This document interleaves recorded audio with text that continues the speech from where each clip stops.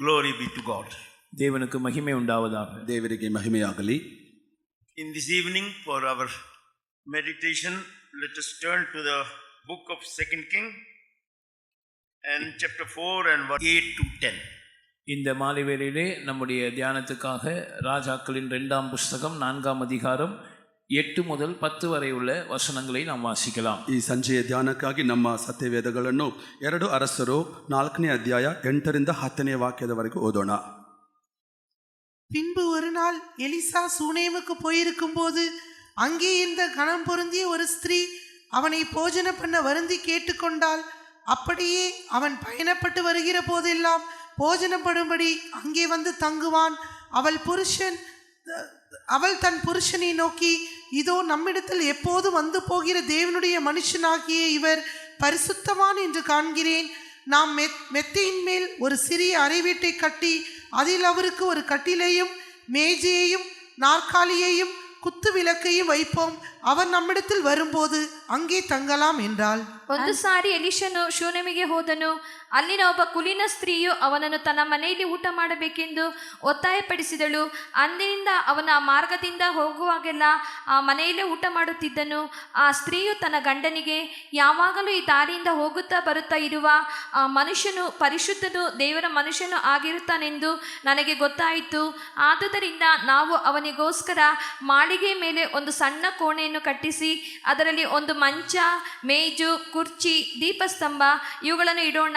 ಅವನು ಇಲ್ಲಿ ಬಂದಾಗೆಲ್ಲ ಅದರಲ್ಲಿ ವಾಸ ಮಾಡಲಿ ಎಂದು ಹೇಳಿದಳು. And it fell on a day that Elisha passed to Shunem, where was a great woman, and she constrained him to eat bread. And so it was that as oft as he passed by, he turned in thither to eat bread.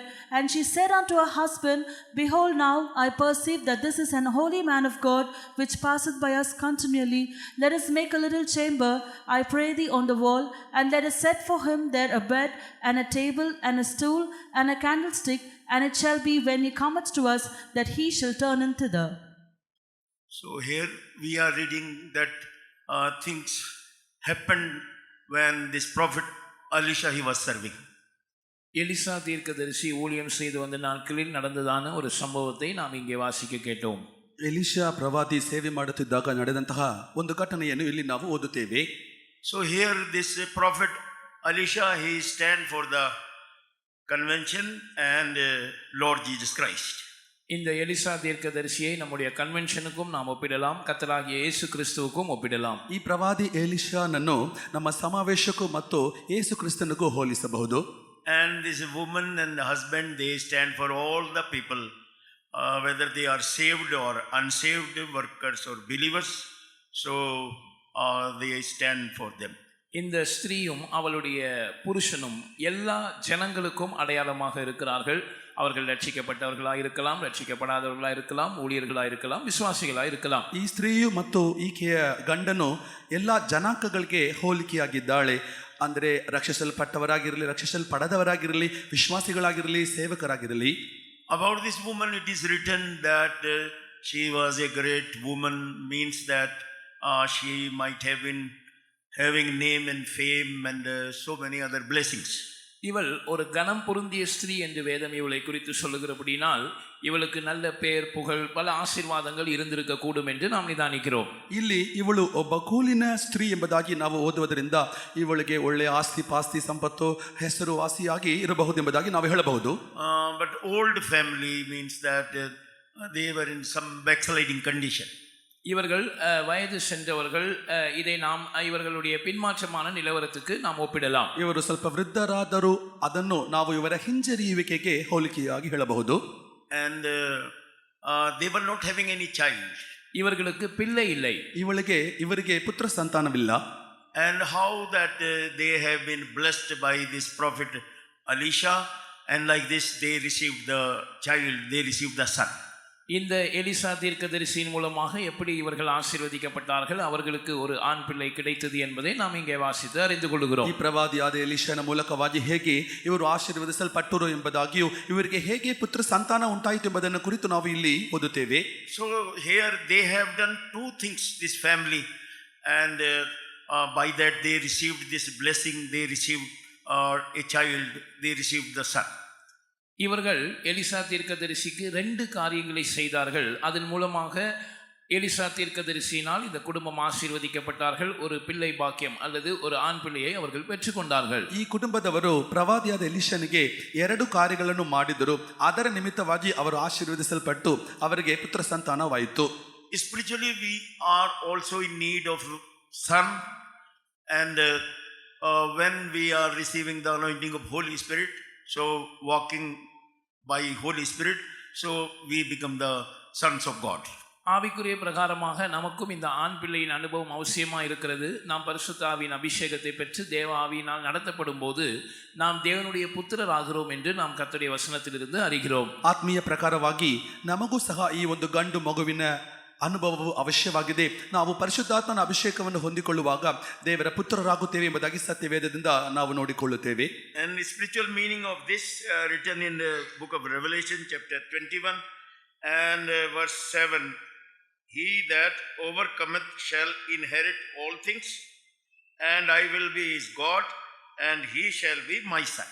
இந்த இவர்கள் பெற்றுக்கொண்டதான அந்த ஆண் மகன் அல்லது ஆண் பிள்ளையை குறித்து ஆவிக்குரிய அர்த்தமாக வெளிப்படுத்தின விசேஷம் 21ஆம் அதிகாரம் 7ஆம் வசனத்திலே நாம் படிக்கிறோம்.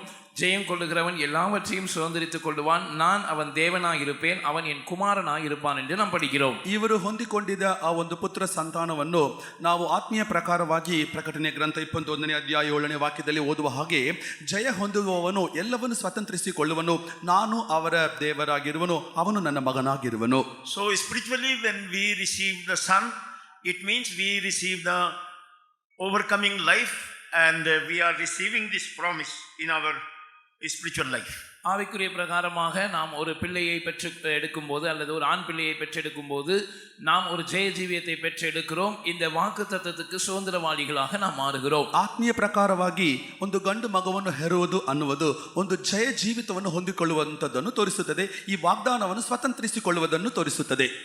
So spiritually, you also are in need to receive a son, and spiritually, really, if you will receive the son, so you also will inherit this promise. He that overcometh shall inherit all things. ஆவிக்குரிய பிரகாரமாக உங்களுக்கும் ஒரு ஆண் பிள்ளை தேவையா இருக்கிறது. நீங்கள் அந்த ஆண் பிள்ளையை பெற்றெடுக்கும் போது இந்த வாக்குத்தத்தத்துக்கு நீங்கள் பங்காளிகளாய் மாறுவீர்கள். அதாவது ஜெயம் கொள்கிறவன் எல்லாவற்றையும் சுதந்திரித்துக் கொள்வான் என்ற வாக்குத்தத்தத்துக்கு நீங்கள் உடன் பங்காளிகளாய் மாறுவீர்கள். ಆತ್ಮೀಯ ಪ್ರಕಾರವಾಗಿ ನಿಮ್ಮೆಲ್ಲರಿಗೂ ಒಂದು ಗಂಡು ಮಗು ಅವಶ್ಯವಾಗಿದೆ. ಅಂದರೆ ಒಂದು ಜಯ ಜೀವಿತವನ್ನು ಹೊಂದಿಕೊಳ್ಳುವಾಗ ಜಯ ಹೊಂದುವವನು ಎಲ್ಲವನ್ನು ಸ್ವಾಧೀನ ಮಾಡಿಕೊಳ್ಳುವನು ಎಂಬಂತಹ ವಾಗ್ದಾನವು ನಿಮ್ಮಲ್ಲಿಯೂ ನೆರವೇರುತ್ತದೆ. All things means that he will inherit the Zion and New Jerusalem and related all the blessings. ஜெயம் கொள்கிறவன் எல்லாவற்றையும் சுதந்திரித்துக் கொள்வான் என்று சொல்லும்போது புதிய எருசலேமையும் சீயோனையும் அதோடு சம்பந்தப்பட்ட எல்லா ஆசீர்வாதங்களையும் சுதந்திரித்துக் கொள்வதை இது காட்டுகிறது. ಜಯ ಹೊಂದುವವನು ಎಲ್ಲವನ್ನು ಸ್ವಾಧೀನ ಮಾಡಿಕೊಳ್ಳುವನು ಎಂಬುದಾಗಿ ಹೇಳುವಾಗ ಅದು ಹೊಸ ಯೆರೂಸಲೇಮ್ ಮತ್ತು ಚೀಯೋನಿಗೆ ಬಾಧ್ಯರಾಗುವುದನ್ನು ತೋರಿಸುತ್ತದೆ. So here it is written that and I will be his God and he shall be my son. It is written that I will be his God, not father. நான் அவன் தேவனாய் இருப்பேன், அவன் என் குமாரனாய் இருப்பான் என்று சொல்லப்பட்டிருக்கிறது. நான் அவன் எனக்கு குமாரனாய் இருப்பான், நான் அவனுக்கு பிதாவாய் இருப்பேன் என்றல்ல, நான் அவனுக்கு தேவனாய் இருப்பேன் என்று சொல்லப்பட்டிருக்கிறதை நாம் கவனிக்க வேண்டும். ನಾನು ಅವನಿಗೆ ದೇವರಾಗಿರುವೆನು, ಅವನು ನನಗೆ ಮಗನಾಗಿರುವನು ಎಂಬುದಾಗಿ ಇಲ್ಲಿ ಹೇಳಲ್ಪಟ್ಟಿದೆ. ಅವನು ನನಗೆ ಮಗನಾಗಿರುವನು, ಆದರೂ ನಾನು ಅವನಿಗೆ ತಂದೆಯಾಗಿರುವುದಿಲ್ಲ, ದೇವರಾಗಿರುವನು ಎಂಬುದಾಗಿ ಹೇಳಲ್ಪಟ್ಟಿದೆ. I will be his God means that you can be boy or girl, you can be father or mother, so that spiritually that God will become your father. நீங்கள் ஒரு ஆணாக பெண்ணாக இருக்கலாம், ஒரு குடும்பத்தின் தாயாக தகப்பனாக இருக்கலாம். ஆனால் ஆவிக்குரிய பிரகாரமாக தேவன் நமக்கு தேவனாய் இருக்கும்போது ஆவிக்குரிய பிரகாரமாக அவர் நமக்கு தகப்பனாய் இருக்கிறார். ನೀವು ಒಬ್ಬ ಗಂಡಾಗಿ ಅಥವಾ ಹೆಣ್ಣಾಗಿಯೂ ತಂದೆಯಾಗಿಯೂ ತಾಯಾಗಿಯೂ ಮನೆಯಲ್ಲಿ ಕಾಣಲ್ಪಡಬಹುದು. ಆದರೂ ಆತ್ಮೀಯ ಪ್ರಕಾರವಾಗಿ ದೇವರು ನಮಗೆ ದೇವರಾಗುವಾಗ ಆತ್ಮೀಯ ಪ್ರಕಾರವಾಗಿ ಆತನು ತಂದೆಯೂ ಆಗುತ್ತಾನೆ. And you will be called son, you will be called the son of God. நீங்கள் தேவ புத்திரன் அல்லது தேவனுடைய குமாரன் என்று அழைக்கப்படுவீர்கள். ನೀವು ದೇವ ಪುತ್ರರು ಅಥವಾ ದೇವರ ಮಗನು ಎಂಬುದಾಗಿ ಕರೆಯಲ್ಪಡುವಿರಿ. So sometimes some people they are asking this question, all the blessings are there for the sons and nothing is for the daughters. But see here that spiritually that they become the sons when they overcome. சிலர் இப்படி கேள்வி கேட்கிறார்கள், வேதத்தில் எல்லா ஆசீர்வாதங்களும் ஆண் பாலருக்கு தான் கொடுக்கப்பட்டிருக்கிறது, பெண் பாலருக்கு அல்ல என்று சொல்லுகிறார்கள். ஆனால் நாம் இதை கவனிக்க வேண்டும். ஆவிக்குரிய பிரகாரமாக குமாரன் என்று சொல்லும்போது அது ஒரு ஜெயத்தின் அனுபவத்தை காட்டுகிறது. அப்படிப்பட்டவர்கள் எல்லா ஆசீர்வாதங்களையும் சுதந்திரித்துக் கொள்வார்கள். சரீர பிரகாரமாக அவர்கள் ஆணோ பெண்ணோ அது விஷயம் அல்ல.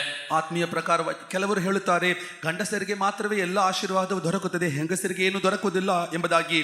ಆದರೂ ಆತ್ಮೀಯ ಪ್ರಕಾರವಾಗಿ ನಾವು ಜಯ ಹೊಂದುವಾಗ ನಾವು ದೇವರ ಮಕ್ಕಳಾಗುತ್ತೇವೆ, ಮಗನಾಗುತ್ತೇವೆ. ಅದರಲ್ಲಿ ಗಂಡು ಹೆಣ್ಣು ವ್ಯತ್ಯಾಸವೇ ಇಲ್ಲ. Now see that how this family they received son. So we also can meditate the things, and like this in our spiritual life we also can receive that blessing. இப்பொழுது இந்த குடும்பத்தார் எப்படி ஒரு புத்திர பாக்கியத்தை பெற்றுக்கொண்டார்கள் என்று நாம் கவனித்து ஆவிக்குரிய பிரகாரமாக நம்முடைய ஜீவியத்திலே அதை அனுபவமாக்கி நாம் ஒரு ஜெயத்தையும் எல்லா ஆவிக்குரிய அனுபவங்களையும் சுதந்திரித்துக் கொள்வதற்கான வழிமுறையை நாம் ஆராயலாம். ಈಗ ಈ ಕುಟುಂಬಕ್ಕೆ ಸೇರಿದವರು ಹೇಗೆ ಒಂದು ಪುತ್ರ ಸಂತಾನವನ್ನು ಹೊಂದಿಕೊಂಡರು ಎಂಬುದನ್ನು ನಾವು ಧ್ಯಾನಿಸಿ ಅದರ ಮೂಲಕವಾಗಿ ಆತ್ಮೀಯ ಪ್ರಕಾರವಾಗಿ ನಾವು ಹೇಗೆ ಒಂದು ಜಯ ಜೀವಿತವನ್ನು ಹೊಂದಿ ಎಲ್ಲವನ್ನು ಸ್ವಾಧೀನ ಮಾಡಬಹುದೆಂಬುದನ್ನು ನಾವು ಧ್ಯಾನಿಸಲಿದ್ದೇವೆ. This prophet Elisha, when he was serving, he was going here and there on that route. This city was there, and their house also was on the roadside. இந்த எலிசா தீர்க்கதரிசி ஊழியத்து நிமித்தம் பல இடங்களுக்கு பிரயாணப்படும் போது அவன் போகிறதான வழியிலே தான் இந்த சூனேம் ஊர் இருந்தது. இவர்களுடைய வீடும் கூட அந்த பாதையின் ஓரத்திலே இருந்திருக்கக்கூடிய வாய்ப்புகள் உண்டு. ಈ ಒಂದು ಪ್ರವಾದಿ ಎಲಿಷಾ ತನ್ನ ಸೇವೆ ನಿಮಿತ್ತವಾಗಿ ಅಲ್ಲಿ ಇಲ್ಲಿ ಹೋಗುತ್ತಿದ್ದಾಗ ಈ ಒಂದು ಸ್ತ್ರೀಯ ಮನೆಯು ಅಲ್ಲಿಯೇ ದಾರಿಯಲ್ಲಿಯೇ ಕಾಣಲ್ಪಟ್ಟಿತು.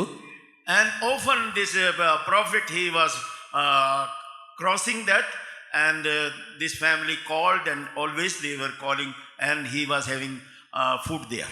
அடிக்கடி இந்த வழியாய் இவன் பிரயாணப்படுகிறபடினால் இந்த குடும்பத்தார் அவனை அழைப்பார்கள். எனவே அவன் பிரயாணப்பட்டு வரும்போதெல்லாம் போஜனம் பண்ணும்படியாக அவர்களுடைய வீட்டுக்கு செல்வது வழக்கமானது. ಆಗಾಗ ಅವನು ಆ ಒಂದು ದಾರಿಯಲ್ಲಿ ಹೋಗುತ್ತಿದ್ದಾಗ ಬರುತ್ತಿದ್ದಾಗ ಈ ಕುಟುಂಬಕ್ಕೆ ಸೇರಿದವರು ಅವನನ್ನು ಕರೆಯುತ್ತಿದ್ದರು, ಇವನು ಹೋಗಿ ಅಲ್ಲಿ ಊಟ ಮಾಡುತ್ತಿದ್ದನು. This Elisha often crossing that house. That is that every year we are having convention is visiting us, and we are visiting the convention. இந்த எலிசா பிரயாணப்பட்டு வரும்போதெல்லாம் அந்த வீட்டிலே தங்குவான் என்பதை நம்முடைய கன்வென்ஷனுக்கு நாம் ஒப்பிட்டு பேசலாம். ஒவ்வொரு வருடமும் ஒரு கன்வென்ஷன் நம்மை சந்திக்கிறது, அல்லது நாம் ஒரு கன்வென்ஷனை ಎದುರುಗೊಳ್ಳುகிறோம். ಈ ಪ್ರವಾದಿ ಎಲಿಷನು ಪ್ರತಿ ಸಾರಿಯೂ ಆ ಮನೆಯನ್ನು ಸಂದರ್ಶಿಸುವಂಥದ್ದು ನಮ್ಮ ಸಮಾವೇಶಕ್ಕೆ ಹೋಲಿಕೆಯಾಗಿದೆ. ಪ್ರತಿ ವರ್ಷವೂ ಸಮಾವೇಶ ನಮ್ಮನ್ನು ಸಂಧಿಸುತ್ತದೆ, ನಾವು ಕೂಡ ಸಮಾವೇಶವನ್ನು ಸಂಧಿಸುತ್ತೇವೆ. And in convention secretly Lord Jesus Christ also used to come, as written in John the Gospel chapter 7 and verse 10, that Lord Jesus Christ, he did not went openly, but secretly he went to the feast. இந்த convention என்று சொல்லும்போது இயேசுவும் கூட ரகசியமாக இங்கே கடந்து வருகிறார். இயேசு பூமியில ஊழியம் செய்த நாட்களில் ஒரு முறை பண்டிகைக்காக எருசலேமுக்கு அவர் நேரடியாக போகாமல் ரகசியமாக மறைமுகமாக போனதாக யோவான் 7ஆம் அதிகாரம் 10ஆம் வசனத்திலே நாம் படிக்கிறோம். ಈ ಸಮಾವೇಶ ಎಂಬುದಾಗಿ ನಾವು ಹೇಳುವಾಗ ಇದರಲ್ಲಿ ಕರ್ತನಾದ ಯೇಸು ಕ್ರಿಸ್ತನು ಕೂಡ ರಹಸ್ಯವಾಗಿ ಬರುವುದನ್ನು ನಾವು ನೋಡುತ್ತೇವೆ. ಒಂದು ಸನ್ನಿವೇಶದಲ್ಲಿ ಕರ್ತನಾದ ಯೇಸು ಆತನು ಭೂಮಿಯಲ್ಲಿ ಸೇವೆ ಮಾಡುತ್ತಿದ್ದಾಗ ಒಂದು ಹಬ್ಬಕ್ಕಾಗಿ ಯೆರೂಸಲೇಮಿಗೆ ಆತನು ಹೊರಗಿನ ರೀತಿಯಾಗಿ ಹೋಗಲಿಲ್ಲ, ಒಳಗಿನ ರೀತಿಯಾಗಿ ರಹಸ್ಯವಾಗಿ ಹೋದನೆಂಬುದಾಗಿ ಯೋಹನ ಸುವಾರ್ತೆ 7:10 ಓದುತ್ತೇವೆ. In simple way, you come for the convention and attend all the meetings like this, and if you go back, you cannot receive the blessings as that this family, he had not received the blessings till they have done something special. நீங்கள் வெறுமனே இப்படிப்பட்ட கன்வென்ஷனுக்கு வந்து எல்லா கூட்டங்களிலும் கலந்து கொண்டு திரும்பி செல்வீர்கள் என்றால் எந்த ஆசீர்வாதத்தையும் நீங்கள் பெற முடியாது. இதே போல தான் இந்த குடும்பத்தார் அடிக்கடி எலிசா அவர்களுடைய வீட்டுக்கு போவது வழக்கம். ஆனால் சில காரியங்களை அவனுக்காக இவர்கள் செய்கிற வரைக்கும் அவர்கள் எந்த ஆசீர்வாதத்தையும் அவன் மூலமாக பெற்றுக்கொள்வதில்லை என்பதிலிருந்து நாம் இதை புரிந்து கொள்ளலாம். ನೀವು ಸಾಮಾನ್ಯವಾಗಿ ಸಮಾವೇಶಕ್ಕೆ ಬಂದು ಕೂಟಗಳನ್ನು ಪಾಲು ಹೊಂದಿ ನೀವು ಹಾಗೆ ಹೋಗುವುದರ ಮೂಲಕವಾಗಿ ಯಾವುದೇ ಆಶೀರ್ವಾದಗಳನ್ನು ಹೊಂದಿಕೊಳ್ಳುವುದು ಸಾಧ್ಯವಿಲ್ಲ. ಈ ಎಲಿಷಾ ಪ್ರವಾದಿ ಮನೆಗೆ ಬಂದಾಗ ಅವರು ಕೂಡ ಅವನನ್ನು ಹಾಗಾಗಿ ಊಟ ಕೊಟ್ಟು ಅವನನ್ನು ಪಾಲಿಸಿದರು. ಆದರೂ ಒಂದು ಪ್ರತ್ಯೇಕವಾದ ವಿಶೇಷವಾದ ಕಾರ್ಯವನ್ನು ಈ ಕುಟುಂಬಕ್ಕೆ ಸೇರಿದವರು ಎಲಿಷಾವನಿಗೆ ಮಾಡುವವರೆಗೂ ಅವರು ಆಶೀರ್ವದಿಸಲ್ಪಡಲಿಲ್ಲ. So simply you come for the convention and go back, and real purpose of the convention is this, that through these conventions, God want to prepare us for the coming of Lord Jesus Christ. That will be the convention in the between heaven and earth. நாம் வெறுமனே இந்த கன்வென்ஷனுக்கு வந்து கூட்டங்களில் கலந்து கொண்டு திரும்பி போகிறவர்களாக இருக்கக்கூடாது. இப்படிப்பட்ட கன்வென்ஷன்களை கர்த்தர் நமக்கு தருகிறதான அவருடைய பிரதானமான நோக்கம் என்னவென்று சொன்னால், வானத்துக்கும் பூமிக்கும் இடையே மத்திய ஆகாயத்தில் நடைபெற இருக்கிறதான அந்த கன்வென்ஷனுக்காக, அவருடைய ரகசிய வருகைக்காக நம்மை ஆயத்தமாக்குவதுதான் இப்படிப்பட்ட கன்வென்ஷன் கூட்டங்களுடைய நோக்கமாக இருக்கிறது என்பதை நாம் தெளிவாக புரிந்து கொள்ள வேண்டும். ಯಾವುದೋ ಒಂದು ಸಾಮಾನ್ಯವಾಗಿ ಒಂದು ಕನ್ವೆನ್ಷನ್ ಅಲ್ಲಿ ಬಂದು ನಾವು ಪಾಲು ಹೊಂದಿ ಹಾಗೆ ಹೋಗುವುದರಲ್ಲಿ ನಾವು ತೃಪ್ತಿಯಾಗಬಾರದು. ಯಾಕೆಂದರೆ ಇಂತಹ ಕನ್ವೆನ್ಷನ್ಗಳ ಮೂಲಕವಾಗಿ ಕರ್ತನು ತನ್ನ ರಹಸ್ಯ ಬರೋಣಕ್ಕೆ ನಮ್ಮನ್ನು ಸಿದ್ಧಪಡಿಸುವಂಥದ್ದೇ ಆತನ ಉದ್ದೇಶವಾಗಿದೆ. ಅಂತಹ ಒಂದು ಸಮ್ಮೇಳನ ಅದು ಆಕಾಶಕ್ಕೂ ಭೂಮಿಗೂ ಮಧ್ಯ ಆಕಾಶದಲ್ಲಿ ನಡೆಯುವಂಥದ್ದಾಗಿದೆ. And see, they have done two special things, this family. இந்த குடும்பத்தார் எலிசாவுக்கு ரெண்டு விசேஷமான காரியங்களை செய்தார்கள். ಈ ಕುಟುಂಬದವರು ಎಲಿಷನಿಗೆ ಎರಡು ವಿಶೇಷವಾದ ಕಾರ್ಯಗಳನ್ನು ಮಾಡಿದರು. In verse 9 it is written that this woman, she told, I perceive that this is an holy man of God which passeth by us continually. 9ஆம் வசனத்திலே இந்த ஸ்திரீ தன் புருஷனை நோக்கி இப்படி சொல்லுகிறாள், இதோ நம்மிடத்தில் எப்போதும் வந்து போகிற தேவனுடைய மனுஷனாகிய இவர் ಪರಿಶುದ್ಧವಾನ್ ಎಂದು ಕಾಣ್கிறேன். 9ನೇ ವಾಕ್ಯದಲ್ಲಿ ಆ ಸ್ತ್ರೀ ತನ್ನ ಗಂಡನಿಗೆ ಹೇಗೆ ಹೇಳುತ್ತಾಳೆ, ಯಾವಾಗಲೂ ಈ ದಾರಿಯಿಂದ ಹೋಗುತ್ತಾ ಬರುತ್ತಾ ಇರುವ ಆ ಮನುಷ್ಯನು ಪರಿಶುದ್ಧನು ಎಂಬುದಾಗಿ ನಾನು ನೋಡುತ್ತೇನೆ. So convention is not just simply a gathering like this, we can come and go, but that we should take it that this is some special thing that God have sanctified the convention and gave us, that we also should do something. கன்வென்ஷனை நாம் ஏதோ ஒரு சாதாரணமான அல்லது வழக்கமான நிகழ்வாக எடுத்துக்கொண்டு நாம் இங்கே வந்து போய் கொண்டு இருக்கக்கூடாது. தேவன் இப்படிப்பட்ட ஒரு கன்வென்ஷனை பரிசுத்தமாக்கி நமக்காக தந்திருக்கிறார். இது ஒரு விசேஷமான ஆசரிப்பு என்பதை நாம் விளங்கி கொண்டால் நாம் கன்வென்ஷனிலே ஏதாவது ஒரு ஆசீர்வாதத்தை பெற்றுக்கொள்வதற்கு வாய்ப்பு இருக்கிறது. ಸಮ್ಮೇಳನವನ್ನು ಯಾವುದೋ ಒಂದು ಸಾಮಾನ್ಯವಾಗಿ ಬರುವಂತಹ ಕೂಡಿ ಬರುವಿಕೆ ಎಂಬುದಾಗಿ ನಾವು ತೆಗೆದುಕೊಳ್ಳಬಾರದು. ಯಾಕೆಂದರೆ ಕರ್ತನು ಈ ಸಮ್ಮೇಳನವನ್ನು ಪರಿಶುದ್ಧಪಡಿಸಿ ಅದನ್ನು ನಮಗೆ ಕೊಡುತ್ತಾನೆ. ನಾವು ಕೂಡ ಇದನ್ನು ವಿಶೇಷವಾಗಿ ತೆಗೆದುಕೊಂಡು ಇದರಲ್ಲಿ ಒಂದು ವಿಶೇಷವಾದ ಆಶೀರ್ವಾದವನ್ನು ಹೊಂದಿಕೊಳ್ಳಬೇಕು. And First Peter chapter 3 and verse 15 it is written that in our heart we should sanctify Lord Jesus Christ.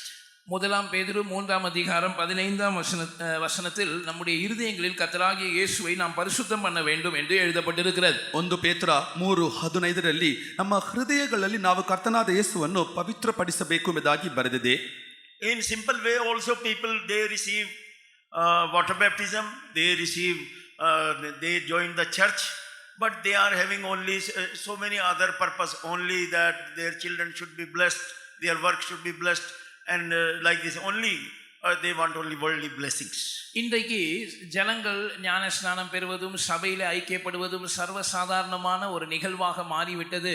ஆனால் துக்கமான காரியம் என்னவென்றால், ஞான ஸ்நானம் எடுப்பது, சபையில் சேருவது, இதற்கு பின்னால் இருக்கிற அநேகருடைய நோக்கம் அவர்களுடைய பிள்ளைகளுடைய படிப்பு ஆசீர்வதிக்கப்பட வேண்டும், வேலை ஆசீர்வதிக்கப்பட வேண்டும், பூமிக்குரிய ஆசீர்வாதங்களுக்காக மாத்திரம் அவர்கள் ஆவிக்குரிய காரியங்களை செய்கிறார்கள். ಈ ಕಾಲಗಳಲ್ಲಿ ಜನರು ದೀಕ್ಷಾಸ್ಥಾನ ತೆಗೆದುಕೊಂಡು ಸಭೆಯಲ್ಲಿ ಸೇರುವಂಥದ್ದು ಬಹಳ ಅದು ಸುಲಭವಾಗಿ ಕಾಣಲ್ಪಡುತ್ತದೆ. ಆದರೂ ಅದರ ಹಿನ್ನೆಲೆಯಲ್ಲಿ ಕಾಣಲ್ಪಡುವಂತಹ ಅವರ ಉದ್ದೇಶವೇನೆಂದರೆ ಲೌಕಿಕ ಪ್ರಕಾರವಾದ ಆಶೀರ್ವಾದಗಳಿಗೆ ಮಾತ್ರವೇ, ಅಂದರೆ ಅವರ ಮಕ್ಕಳ ವಿದ್ಯಾಭ್ಯಾಸ, ಅವರ ಕೆಲಸಗಳ ಒಂದು ಅಭಿವೃದ್ಧಿಗಾಗಿಯೇ ಅವರು ದೇವರನ್ನು ಹುಡುಕಿ ಆತ್ಮೀಯ ಕಾರ್ಯಗಳನ್ನು ಮಾಡುವವರಾಗಿ ಇರುತ್ತಾರೆ. And in the first church when 120 people were there, 2 disciples, they were like this. They might have taken water baptism and they were with the church. They might have been having fellowship with Jesus like this. But in Luke the Gospel chapter 24 and verse 23 it is written. ஆதி திருச்சபையிலே verse 21 it is written. ஆதி திருச்சபையிலே ஏறக்குறைய 120 பேர் அப்பொழுது இருந்தார்கள். அதிலே 2 பேர் இப்படிப்பட்டவர்களாய் தான் இருந்தார்கள். இவர்கள் ஒருவேளை தண்ணீர் ஞானஸ்தானம் பெற்றிருக்கலாம், இயேசுவோடும் சபையோடும் அவர்களுக்கு ஒரு ஐக்கியம் இருந்திருக்கக்கூடும். ஆனால் இவர்களை பற்றி லூக்கா சுவிசேஷம் 24ஆம் அதிகாரம் 21ஆம் வசனத்திலே நாம் இப்படி படிக்கிறோம். ಪ್ರಾರಂಭ ಕಾಲದಲ್ಲಿ ಕಾಣಲ್ಪಟ್ಟಂತಹ ಸಭೆಯಲ್ಲಿ ಕೂಡ 120 ಮಂದಿ ಶಿಷ್ಯರು ಯೇಸು ಸ್ವಾಮಿ ಜೊತೆಗೆ ಇದ್ದರು. ಅವರಲ್ಲಿ ಇಬ್ಬರು ಈ ರೀತಿಯಾಗಿ ಕಾಣಲ್ಪಟ್ಟರು. ಇವರನ್ನು ಕುರಿತು ನಾವು ಲೂಕನ ಸುವಾರ್ತೆ 24:21 ಹೀಗೆ ಓದುತ್ತೇವೆ. So they were telling to Jesus, they were not knowing that he is Jesus who was talking with them, and they were telling that even our other disciples also and some women also, they told that the grave is empty and he is not there, his body is not there. We were thinking that he will redeem us from the bondage of these Roman people. இவர்கள் இயேசுதான் தங்களோடு பேசிக்கொண்டு வழியில நடந்து வருகிறதை அறியாமல் ஒரு வழிபோக்கிடத்தில் பேசுவது போல இயேசுவிடத்தில் சொல்லுகிறார்கள். சீஷர்களில் சிலரும் சில ஸ்திரீகளும் இயேசுவின் கல்லறையிடத்துக்கு போய் அந்த கல்லறை வெறுமையாக இருக்க கண்டு வந்து சொல்லியிருக்கிறார்கள், இந்த சம்பவங்கள்லாம் நடந்து இப்பொழுது 3 நாட்கள் ஆகிறது, இவர் தான் எங்களை ரோம அரசாங்கத்தினுடைய அந்த அடிமைத்தனத்திலிருந்து மீட்டு ரட்சிப்பார் என்று இவரை குறித்து நாங்கள் நம்பியிருந்தோம் என்று இயேசுவை பற்றி இயேசுவிடத்திலேயே சொல்லுகிறார்கள். ಈ ಇಬ್ಬರು ಶಿಷ್ಯರು ಯೇಸು ಸ್ವಾಮಿ ಜೊತೆಗೆ ಮಾತನಾಡುತ್ತಿದ್ದಾರೆ. ಯೇಸು ಸ್ವಾಮಿಯೇ ಅವರ ಜೊತೆಗೆ ಮಾತನಾಡುತ್ತಿದ್ದಾರೆ ಎಂಬುದನ್ನು ಕೂಡ ಅವರು ಗ್ರಹಿಸಲಾರದವರಾಗಿ ಆಗ ಯೇಸು ಸ್ವಾಮಿ ಅವರನ್ನು ಸಮಾಧಿಯಲ್ಲಿಟ್ಟರು. ಅದು ಸಮಾಧಿಯಿಂದ ಎದ್ದು ಬಂದರು. ಸಮಾಧಿ ಅದು ಖಾಲಿಯಾಗಿದೆ ಎಂಬುದಾಗಿ ಕೆಲವು ಸ್ತ್ರೀಯರು ಬಂದು ಹೇಳಿದರು. ಇವುಗಳನ್ನು ಯಾವುದೇ ಕಾರ್ಯಗಳನ್ನು ನಂಬದವರಾಗಿ ಅವರು ಯಾವುದೋ ಒಂದು ದಾರಿಯಲ್ಲಿ ಹೋಗುವ ಮನುಷ್ಯನ ಜೊತೆಗೆ ಮಾತನಾಡುವ ಪ್ರಕಾರವಾಗಿ ಮಾತನಾಡುತ್ತಾ ಹೋದರು. But we should have some special status for our Lord Jesus Christ. We should live for him and he should be our Lord and Master. நம்முடைய கர்த்தராகிய இயேசு கிறிஸ்துவுக்கு நம்முடைய ஜீவியத்திலே விசேஷித்தமான அல்லது பிரதானமான இடம் இருக்க வேண்டும். நாம் அவருக்காகவே ஜீவிக்க வேண்டும். அவரே நம்முடைய கர்த்தரும் நம்முடைய ஆண்டவரும் நம்முடைய எஜமானனுமாக இருக்க வேண்டும். ನಮ್ಮ ಜೀವಿತದಲ್ಲಿ ನಾವು ನಮ್ಮ ಕರ್ತನಾದ ಯೇಸು ಕ್ರಿಸ್ತನಿಗೆ ಪ್ರಾಮುಖ್ಯವಾದ ಸ್ಥಳವನ್ನು ನಾವು ಕೊಡಬೇಕು. ಆತನೇ ನಮ್ಮ ಜೀವದಲ್ಲಿ ಮುಖ್ಯಾಂಶ ಉಳ್ಳವನಾಗಿ ರಕ್ಷಕನು ಕರ್ತನೂ ಆಗಿ ಇರಬೇಕು. In John the Gospel chapter 1, and we are reading about this Nathaniel, and this Philip, he told him that we have found about whom that this prophet Moses have wrote, and other prophets also have wrote about him. யோவான் சுவிசேஷம் 1ஆம் அதிகாரத்திலே நாத்தான்வேல் என்பவனை குறித்து நாம் படிக்கிறோம். பிலிப்பு இந்த நாத்தான்வேலை கண்டு நியாயப்பிரமாணத்திலே மோசையும் தீர்க்கதரிசிகளும் எழுதியிருக்கிறவரை கண்டோம் என்று சொல்லுகிறார். ಯೋಹನ ಸುವಾರ್ತೆ 1ನೇ ಅಧ್ಯಾಯದಲ್ಲಿ ನಾವು ಹೀಗೆ ನಾತಾನೇಲನ ಕುರಿತು ಓದುತ್ತೇವೆ. ಫಿಲಿಪ್ಪನು ನಾತಾನೇಲನನ್ನು ಕಂಡು ಧರ್ಮಶಾಸ್ತ್ರದಲ್ಲಿ ಮೋಶೆ ಮತ್ತು ಪ್ರವಾದಿಗಳು ಹೇಳಿರುವಂತಹ ಮೆಸ್ಸಿಯನನ್ನು ನಾವು ಕಂಡೆವೆಂಬುದಾಗಿ ಅವರು ಹೇಳಿದರು. But this is Nathaniel, he told how that this good thing can come out from the city of Nazareth, but that good thing will come out from the city of David, that city of Bethlehem. அதற்கு நாத்தான்வேல், நாசரேத்திலிருந்து யாதொரு நன்மை உண்டாகக்கூடுமா? அது எப்படி உண்டாகும்? நன்மை என்பது தாவீதின் ஊராகிய பெத்லகேமிலிருந்து தான் வரும் என்பதே அவனுடைய எதிர்பார்ப்பாக இருந்தது. ಅದಕ್ಕೆ ನತಾನಿಯೇಲನು ನಾಜರೇತಿನಿಂದ ಯಾವುದಾದರೂ ಒಳ್ಳೆ ಕಾರ್ಯವು ಬರುವುದು ಸಾಧ್ಯವೇ? ಅದು ಬೆತ್ಲೆಹೇಮಿಂದಲೇ ದಾವೀದನ ಹುಟ್ಟಿದಂತಹ ಬೆತ್ಲೆಹೇಮಿಂದಲೇ ಬರುತ್ತದೆ ಅಲ್ವಾ ಎಂಬುದಾಗಿ ಉತ್ತರ ಕೊಟ್ಟನು. And Philip told him, you come and see. பிலிப்பு அதற்கு பதிலாக நீ வந்து பார் என்று சொல்லுகிறார். ಆಗ ಫಿಲಿಪ್ಪನು ಬಂದು ನೋಡು ಎಂಬುದಾಗಿ ಹೇಳಿದನು. So you also should come and see. You also should come and taste how that God is good. வந்து பார் என்று பிலிப்பு நாத்தான்வேலிடம் சொன்னது போல நீங்களும் கர்த்தராகிய இயேசுவிடம் வந்து அவர் எப்படி நல்லவர் என்பதை நீங்கள் ருசித்து பார்க்க வேண்டும். ಬಂದು ನೋಡಿರಿ ಎಂಬುದಾಗಿ ಫಿಲಿಪ್ಪನು ನಾತಾನೇಲನಿಗೆ ಹೇಳಿದ ಹಾಗೆ ನೀವು ಕೂಡ ಕರ್ತನಾದ ಯೇಸು ಎಷ್ಟು ಒಳ್ಳೆಯವನೆಂಬುದಾಗಿ ಬಂದು ರುಚಿಸಿ ಸವಿದು ನೋಡಬೇಕು. And Nathaniel believed this, and now he was coming to Lord Jesus Christ. Nathanael இந்த வார்த்தைகளை விசுவாசித்தவனாய் கர்த்தராகிய இயேசு கிறிஸ்துவிடம் வருகிறான். ಈ ಮಾತುಗಳನ್ನು ನಂಬಿ ನಾತಾನೇಲನು ಈಗ ಯೇಸು ಸ್ವಾಮಿ ಬಳಿ ಬರುತ್ತಾನೆ. If you come one step to Lord Jesus Christ, he also will see you. He also will come one step to you. நீங்கள் கர்த்தராகிய இயேசுவை நோக்கி ஒரு அடி எடுத்து வைப்பீர்கள் என்றால் அவர் நீங்கள் அவரிடத்தில் வருவதை கண்டு அவரும் உங்களை நோக்கி அடி எடுத்து வைப்பார். ನೀವು ಯೇಸು ಸ್ವಾಮಿಯನ್ನು ನಂಬಿ ಆತನ ಮುಂದೆ ಆತನ ಬಳಿಯಲ್ಲಿ ಒಂದು ಹೆಜ್ಜೆ ಇಟ್ಟು ಮುಂದೆ ಬರುವುದಾದರೆ ಆತನು ಸಹ ನಿಮ್ಮ ಕಡೆಗೆ ಒಂದು ಹೆಜ್ಜೆಯನ್ನು ಇಟ್ಟು ಮುಂದೆ ಬರುವನು. Lord Jesus Christ told, see that behold an Israelite indeed in whom is no guile. இயேசு நாத்தான்வேலை தம்மிடத்தில் வர கண்டு அவனை குறித்து இதோ கபடற்ற உத்தம இஸ்ரவேலன் என்று சொல்லுகிறார். ಯೇಸು ಸ್ವಾಮಿ ನಾತಾನೇಲನ್ನು ನೋಡಿ ಇಗೋ ನಿಷ್ಕಪಟವಾದ ಇಸ್ರಾಯೇಲ್ ಎಂಬುದಾಗಿ ನಾತಾನೇಲನ ಕುರಿತು ಹೇಳುತ್ತಾನೆ. And then Nathaniel asked, how Lord, how you know me? அதற்கு நாத்தான்வேல் நீர் என்னை எப்படி அறிவீர் ஆண்டவரே என்று கேட்கிறார். ಸ್ವಾಮಿ ನನ್ನನ್ನು ಹೇಗೆ ನೀನು ಗ್ರಹಿಸಿಕೊಂಡೆಂಬುದಾಗಿ ನಾತಾನಿಯೇಲನು ಕೇಳುತ್ತಾನೆ.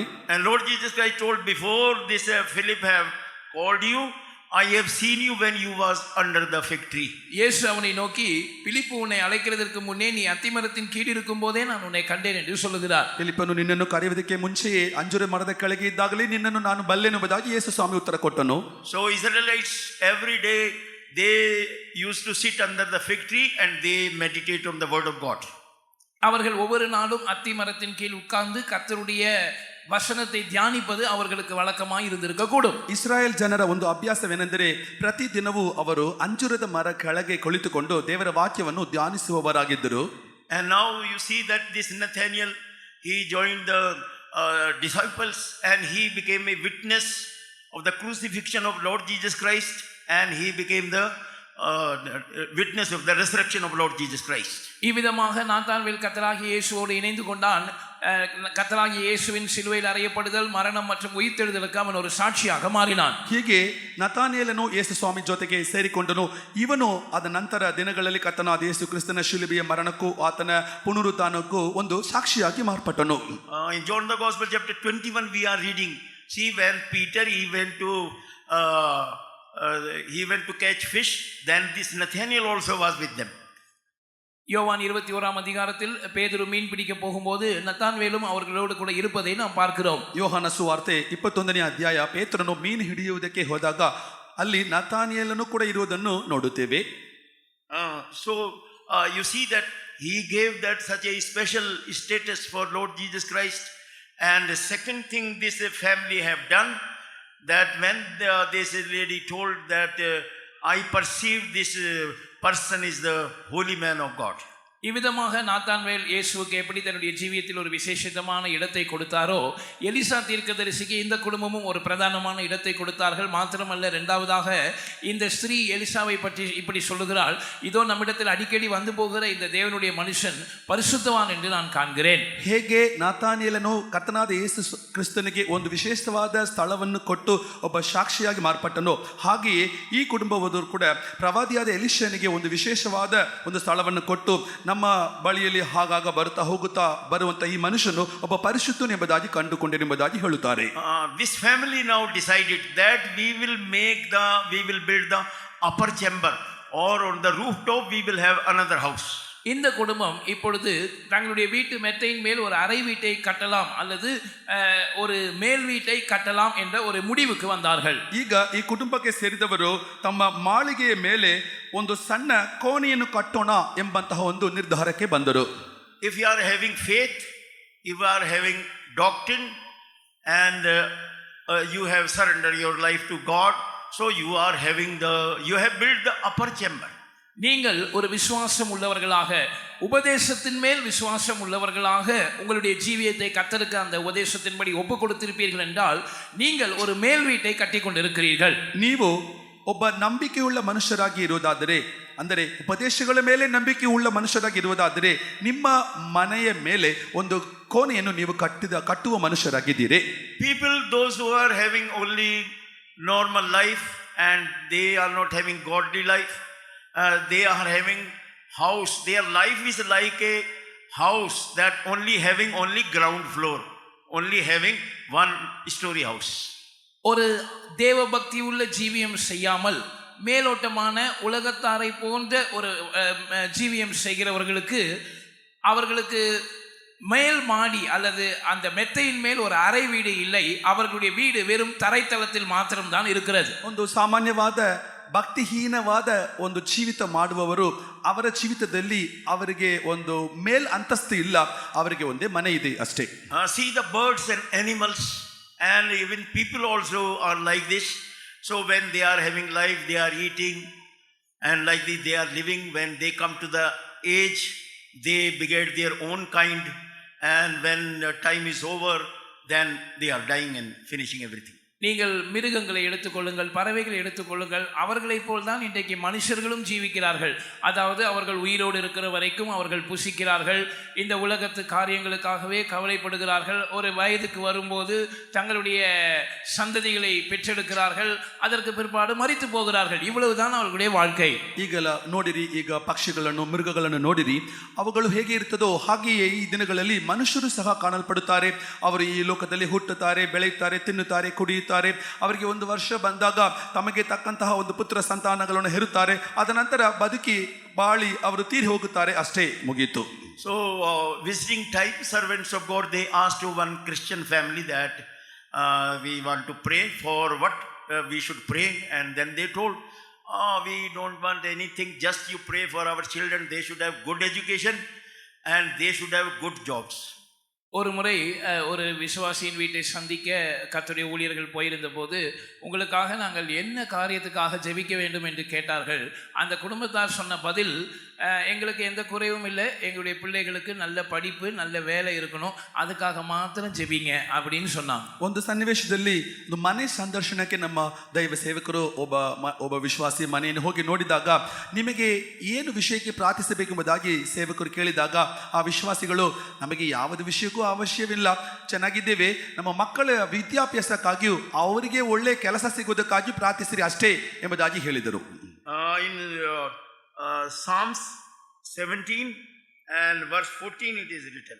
17ஆம் சங்கீதம் 14ஆம் வசனம் இப்படி சொல்லுகிறது. ಕೀರ್ತನೆ 17:14 ಹೀಗೆ ಹೇಳುತ್ತದೆ, They are the man of this world.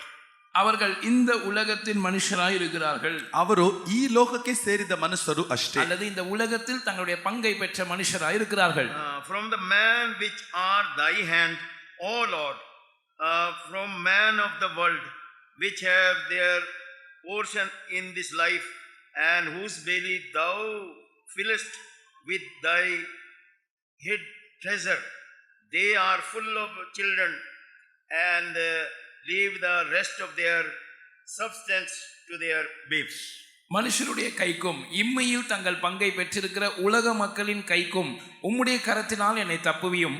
அவர்கள் வயிற்றை உமது திரவியத்தினால் நிரப்புகிறீர். அவர்கள் புத்திர பாக்கியத்தினால் திருப்தியடைந்து தங்களுக்கு மீதியான பொருளை தங்கள் குழந்தைகளுக்கு வைக்கிறார்கள் என்று இந்த உலக மக்களை குறித்து சொல்லப்பட்டிருக்கிறார். ಈ ಲೋಕದ ಜನರನ್ನು ಕುರಿತು ಕೀರ್ತನೆ 17:14 ಹೀಗೆ ಓದುತ್ತೇವೆ, ನಿನ್ನ ಐಶ್ವರ್ಯದಿಂದ ಅವರ ಹೊಟ್ಟೆಯನ್ನು ತುಂಬಿಸಿದೆಯಲ್ಲವೇ, ಅವರು ತನ್ನ ಸಂತಾನ ತೃಪ್ತಿಯಾಗಿ ಅವರು ತಿಂದದನ್ನು ಮಿಕ್ಕಿದ್ದನ್ನು ತಮ್ಮ ಮಕ್ಕಳಿಗೆ ಬಿಟ್ಟು ಬಿಟ್ಟು ಹೋಗುತ್ತಾರೆ ಎಂಬುದಾಗಿ ಹೇಳಲ್ಪಟ್ಟಿದೆ.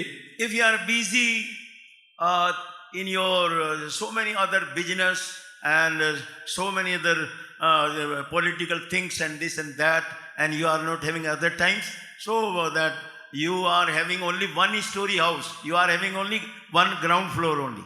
நீங்கள் இந்த உலக காரியங்களிலேயே அலுவலாயிருந்து உங்களுடைய வியாபாரம், இந்த உலகத்தின் அரசியல் போன்ற இப்படிப்பட்ட காரியங்களில் மாத்திரம்தான் உங்களுடைய நாட்டம் இருக்கும் என்றால், உங்களுடைய வீடு வெறும் தரைத்தளம் மாத்திரமே உடையதா இருக்கிறது. நீங்கள் இன்னும் மெத்தையிலே ஒரு அறை வீட்டை கட்டவில்லை என்பதை நீங்கள் புரிந்து கொள்ள வேண்டும். ನೀವು ಒಂದು ಲೌಕಿಕ ಪ್ರಕಾರವಾದ ಜೀವಿತ ಮಾಡುವವರಾಗಿಯೂ ನಿಮ್ಮ ವ್ಯಾಪಾರ ಮತ್ತು ರಾಜಕೀಯ, ಮನೆ, ಮಕ್ಕಳ, ಕುಟುಂಬ ವಿಷಯದಲ್ಲಿ ಕೂಡ ಅದರಲ್ಲಿ ಮಾತ್ರವೇ ಆಸಕ್ತಿ ಉಳ್ಳವರಾಗಿ ಕಾಣಲ್ಪಡುವುದಾದರೆ, ನಿಮ್ಮ ಜೀವಿತದಲ್ಲಿ ಒಂದು ಮೇಲ್ ಅಂತಸ್ತು ಇಲ್ಲ, ಒಂದು ಚಿಕ್ಕ ಮನೆ ಮಾತ್ರವಿದೆ ಅಷ್ಟೇ.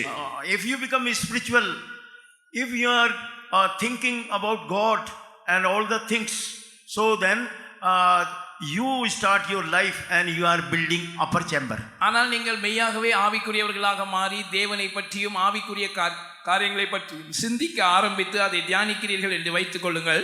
அப்பொழுதுதான் நீங்கள் மேல் வீட்டை கட்ட ஆரம்பிக்கிறீர்கள். ಆದರೂ ಯಥಾರ್ಥವಾಗಿ ಒಂದು ಆತ್ಮೀಯರಾಗಿ ನೀವು ಮಾರ್ಪಟ್ಟು ದೇವರ ವಿಷಯಕ್ಕಾಗಿ, ದೈವಿಕ ಕಾರ್ಯಗಳಿಗಾಗಿ ಆಸಕ್ತಿ ಉಳ್ಳವರಾಗಿ ನೀವು ಮಾರ್ಪಡುವಾಗ ಮಾತ್ರವೇ ನಿಮ್ಮ ಜೀವಿತದಲ್ಲಿ ಒಂದು ಮೇಲ್ ಅಂತಸ್ತನ್ನು ಕಟ್ಟಲು ಪ್ರಾರಂಭಿಸುತ್ತೀರಿ. See, this family, they built upper chamber, and one day this prophet Elisha came, and then he laid in that house, and like this he have seen all the things there, and he blessed the family with the child, with the son. இந்த வீட்டார் எலிசாவுக்கு ஒரு மேல் வீட்டை கட்டி கொடுத்த போதுதான் Elisha அங்கே வரும்போது அங்கே தங்கி இளைப்பாற ஆரம்பித்தான். அந்த குடும்பம் ஆசீர்வதிக்கப்பட்டது. ஒரு புத்திர பாக்கியத்தினால் அவர்கள் ஆசீர்வதிக்கப்பட்டார்கள் என்பதை நாம் இங்கே பார்க்கிறோம். ಈ ಮನೆಯವರು ಪ್ರವಾದಿಯಾದ ಎಲಿಷನಿಗೋಸ್ಕರ ಅವರ ಮಾಳಿಗೆಯ ಮೇಲೆ ಒಂದು ಸಣ್ಣ ಕೋಣೆಯನ್ನು ಕಟ್ಟಿದ್ದರಿಂದ ಪ್ರವಾದಿಯಾದ ಎಲಿಷನು ಇವರನ್ನು ಆಶೀರ್ವದಿಸನು, ಅದರ ಮೂಲಕವಾಗಿ ಇವರಿಗೆ ಒಂದು ಪುತ್ರ ಸಂತಾನವಾಯಿತು ಎಂಬುದಾಗಿ ನೋಡುತ್ತೇವೆ. If you have trusted in God, if you have trusted in Lord Jesus Christ, if you have accepted Lord Jesus Christ, really you also are building the upper chamber, and Lord Jesus Christ can come and he can have rest there. நீங்கள் மெய்யாகவே கர்த்தராகிய இயேசுவை விசுவாசித்து அவரை நம்புகிறவர்களாய் இருந்தால் நீங்கள் உங்களுடைய ஆவிக்குரிய ஜீவியத்தில் அந்த மேல் வீட்டை கட்ட ஆரம்பித்திருக்கிறீர்கள். அப்பொழுது கர்த்தராகிய இயேசு அங்கே வந்து வாசம் பண்ணுவதற்கு ஏதுவாகும். அப்பொழுது அவர் உங்களை ஆசீர்வதிப்பார். ನೀವು ಯಥಾರ್ಥವಾಗಿ ಯೇಸು ಸ್ವಾಮಿಯನ್ನು ನಂಬಿ ಆತನ ಮಾರ್ಗದಲ್ಲಿ ಬರುವವರಾದರೆ ನೀವು ನಿಮ್ಮ ಜೀವಿತದಲ್ಲಿ ಒಂದು ಮೇಲ್ ಅಂತಸ್ತನ್ನು ಕಟ್ಟುವವರಾಗಿ ಮಾರ್ಪಡುವಿರಿ. ಆಗ ಕರ್ತನು ಅಲ್ಲಿ ಬಂದು ವಿಶ್ರಮಿಸುವನು, ಇಳುಕೊಳ್ಳುವನು. This Nathaniel, he believed on the other disciples, and as they told that in Deuteronomy chapter 18 and verse 18, it is written about that prophet, and Jesus is the same prophet. இந்த நாத்தான்வேல் மற்ற சீஷர்கள் சொன்னதை கேட்டு விசுவாசித்தான். அதாவது தீர்க்கதரிசிகளும் மோசேயும் எழுதியிருக்கிற அந்த மேசியாவை நாங்கள் கண்டோம் என்று சொன்னபோது அதை விசுவாசித்து இயேசுவிடத்தில் வருகிறான். அதை குறித்து தான் நாம் உபாகமம் 18:18 இயேசுவை குறித்து மோசேயின் ஆகமத்தில் எழுதியிருக்கிறதை வாசிக்கிறோம். ಇತರ ಶಿಷ್ಯರು ಹೇಳಿದ್ದನ್ನು ನಂಬಿ ಈ ನತಾನಿಯೇಲನು ಯೇಸು ಸ್ವಾಮಿ ಬಳಿಗೆ ಬರುತ್ತಾನೆ. ಅದನ್ನು ಕುರಿತು ಧರ್ಮೋಪದೇಶ ಕಾಂಡ 18:18 ಮೋಶೆ ಮತ್ತು ಪ್ರವಾದಿಗಳು ಈತನೇ ಮೆಷಿಯನ್ ಎಂಬುದಾಗಿ ಹೇಳಿರುವುದನ್ನು ನೋಡುತ್ತೇವೆ. Nathaniel built that upper chamber and Lord Jesus Christ came there, and that's why Lord Jesus Christ told about him that he is the true Israelite, there is no guile in him. ஒரு அர்த்தத்தில் நாத்தான்வேல் இயேசுவை விசுவாசித்த இடத்தில் வந்தபோது அவருக்கு ஒரு மெத்தையில ஒரு மேல் வீட்டை கட்டி கொடுக்கிறான். இயேசுவும் அவனுடைய ஜீவியத்தில் வந்து வாசம் பண்ண ஆரம்பிக்கிறார். அதனால தான் அவனை குறித்து இதோ கபடற்ற உத்தம இஸ்ரவேலன் என்று அவனை குறித்து சாட்சியும் கொடுக்கிறார். ಒಂದು ಅರ್ಥದಲ್ಲಿ ಹೇಳಬೇಕಾದರೆ ನತಾನಿಯೇಲನು ಯೇಸು ಸ್ವಾಮಿಗೆ ಒಂದು ಮೇಲ್ ಅಂತಸ್ತನ್ನು ಕಟ್ಟುತ್ತಾನೆ. ಅದರ ನಿಮಿತ್ತವಾಗಿ ಯೇಸು ಸ್ವಾಮಿ ಅಲ್ಲಿ ಬಂದು ಇಳುಕೊಳ್ಳುತ್ತಾನೆ. ಅದಕ್ಕಾಗಿಯೇ ಕರ್ತನಾದ ಯೇಸು ಈ ನತಾನಿಯೇಲನನ್ನು ನೋಡಿ ಒಬ್ಬ ನಿಷ್ಕಪಟವಾದ ಇಸ್ರಾಯೇಲನು ಎಂಬುದಾಗಿ ಸಾಕ್ಷಿ ಹೇಳುತ್ತಾನೆ. In another example, that this Samaritan woman also built that upper chamber. That's why Lord Jesus Christ, he revealed himself to her. She was telling that when Christ will come, Messiah will come, he will teach all the things. But Lord Jesus Christ told, speaking with you, I am the same. இன்னொரு உதாரணமாக நாம் இந்த சமாரிய ஸ்திரியை பற்றி வாசிக்கும் போது அவளும் கூட தன்னுடைய ஜீவியத்தில் ஆண்டவருக்கு ஒரு மேல் வீட்டை கட்டி கொடுத்தாள் என்று சொல்ல வேண்டும். மேசியா வரும்போது அவர் எல்லாவற்றையும் எங்களுக்கு போதிப்பார் என்று இவள் எதிர்பார்ப்போடு கர்த்தராகிய இயேசுவிடத்தில் சொல்லும்போது கர்த்தராகிய இயேசு அவளை பார்த்து சொல்லுகிறார், உன்னோடு பேசுகிறவராகிய நானே அவர் என்று சொல்லுகிறார். ಇನ್ನೊಂದು ಉದಾಹರಣೆಯಾಗಿ ಸಮಾರ್ಯ ಸ್ತ್ರೀಯನ್ನು ಕೂಡ ನಾವು ಹೇಳಬಹುದು. ಆಕೆಯೂ ಕೂಡ ಅವಳ ಜೀವಿತದಲ್ಲಿ ಒಂದು ಮೇಲ್ ಅಂತಸ್ತನ್ನು ಕಟ್ಟಿದಳು ಎಂಬುದಾಗಿ ಹೇಳಬಹುದು.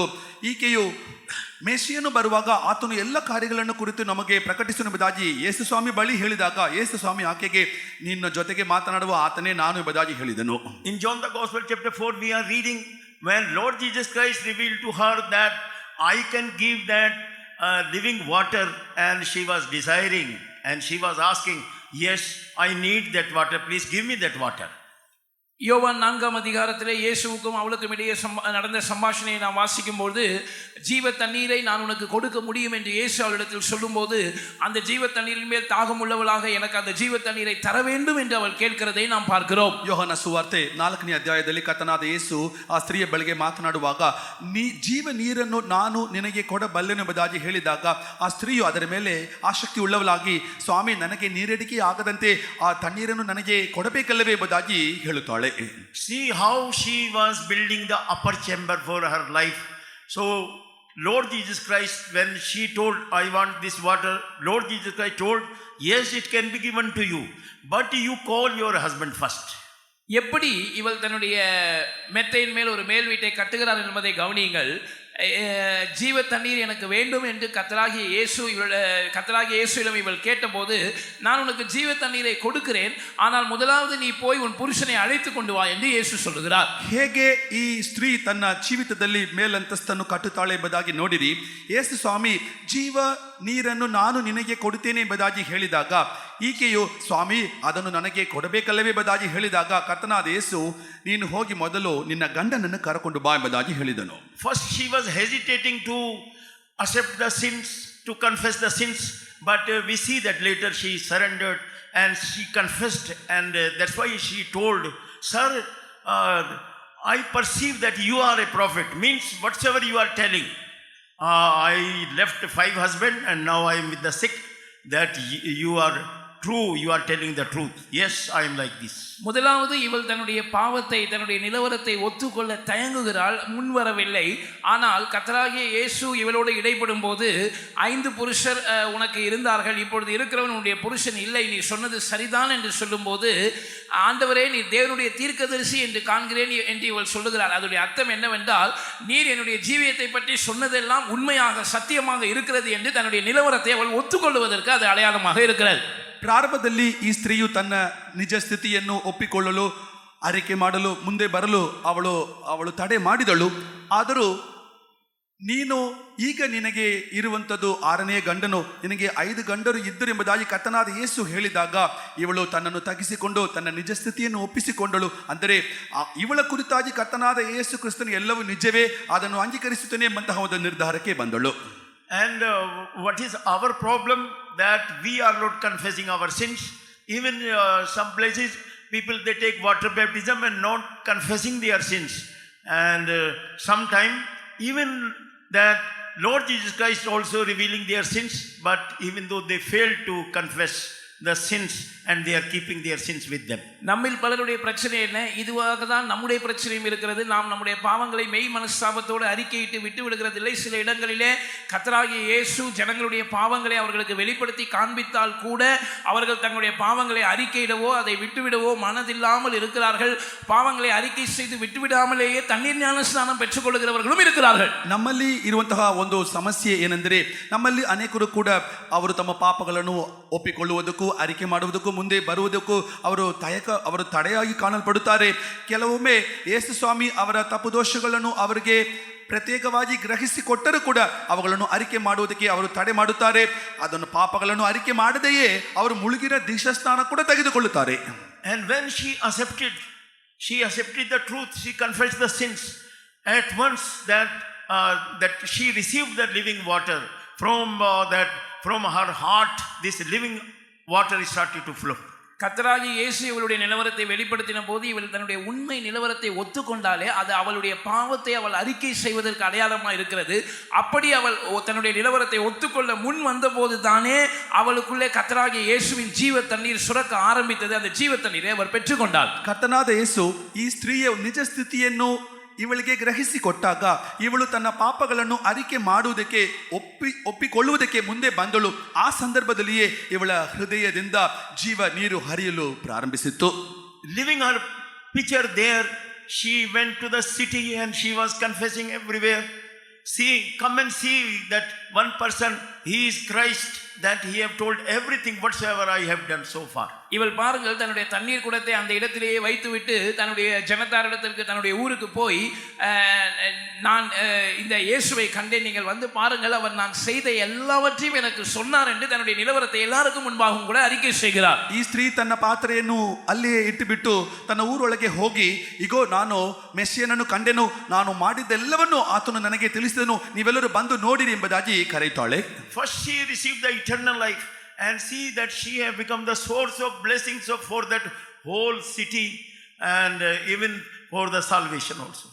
முதலாவது இவள் நித்திய ஜீவனை ஈவாக பெற்றுக்கொண்டது மாத்திரமல்ல, இப்பொழுது உடன்தானே அவள் அந்த ஊராருக்கு அல்லது அந்த பட்டணம் முழுவதற்கும் ஆசீர்வாதத்தின் காரணமாக மாறி அவர்களும் ரட்சிப்பை பெற்றுக்கொள்வதற்கு ஒரு பாத்திரமாக மாற்றப்பட்டாள். ಇವಳು ನಿತ್ಯ ಜೀವವನ್ನು ಹೊಂದಿಕೊಂಡದ್ದು ಮಾತ್ರವಲ್ಲ, ಈಗ ಇಡೀ ಪಟ್ಟಣಕ್ಕೂ ನಿತ್ಯ ಜೀವವನ್ನು ಹೊಂದಿಕೊಳ್ಳುವಂತಹ ಅವರು ಅದನ್ನು ಕೊಡುವಂತಹ ಒಂದು ಪಾತ್ರೆಯಾಗಿ ಇವಳು ಮಾರ್ಪಡುತ್ತಾಳೆ.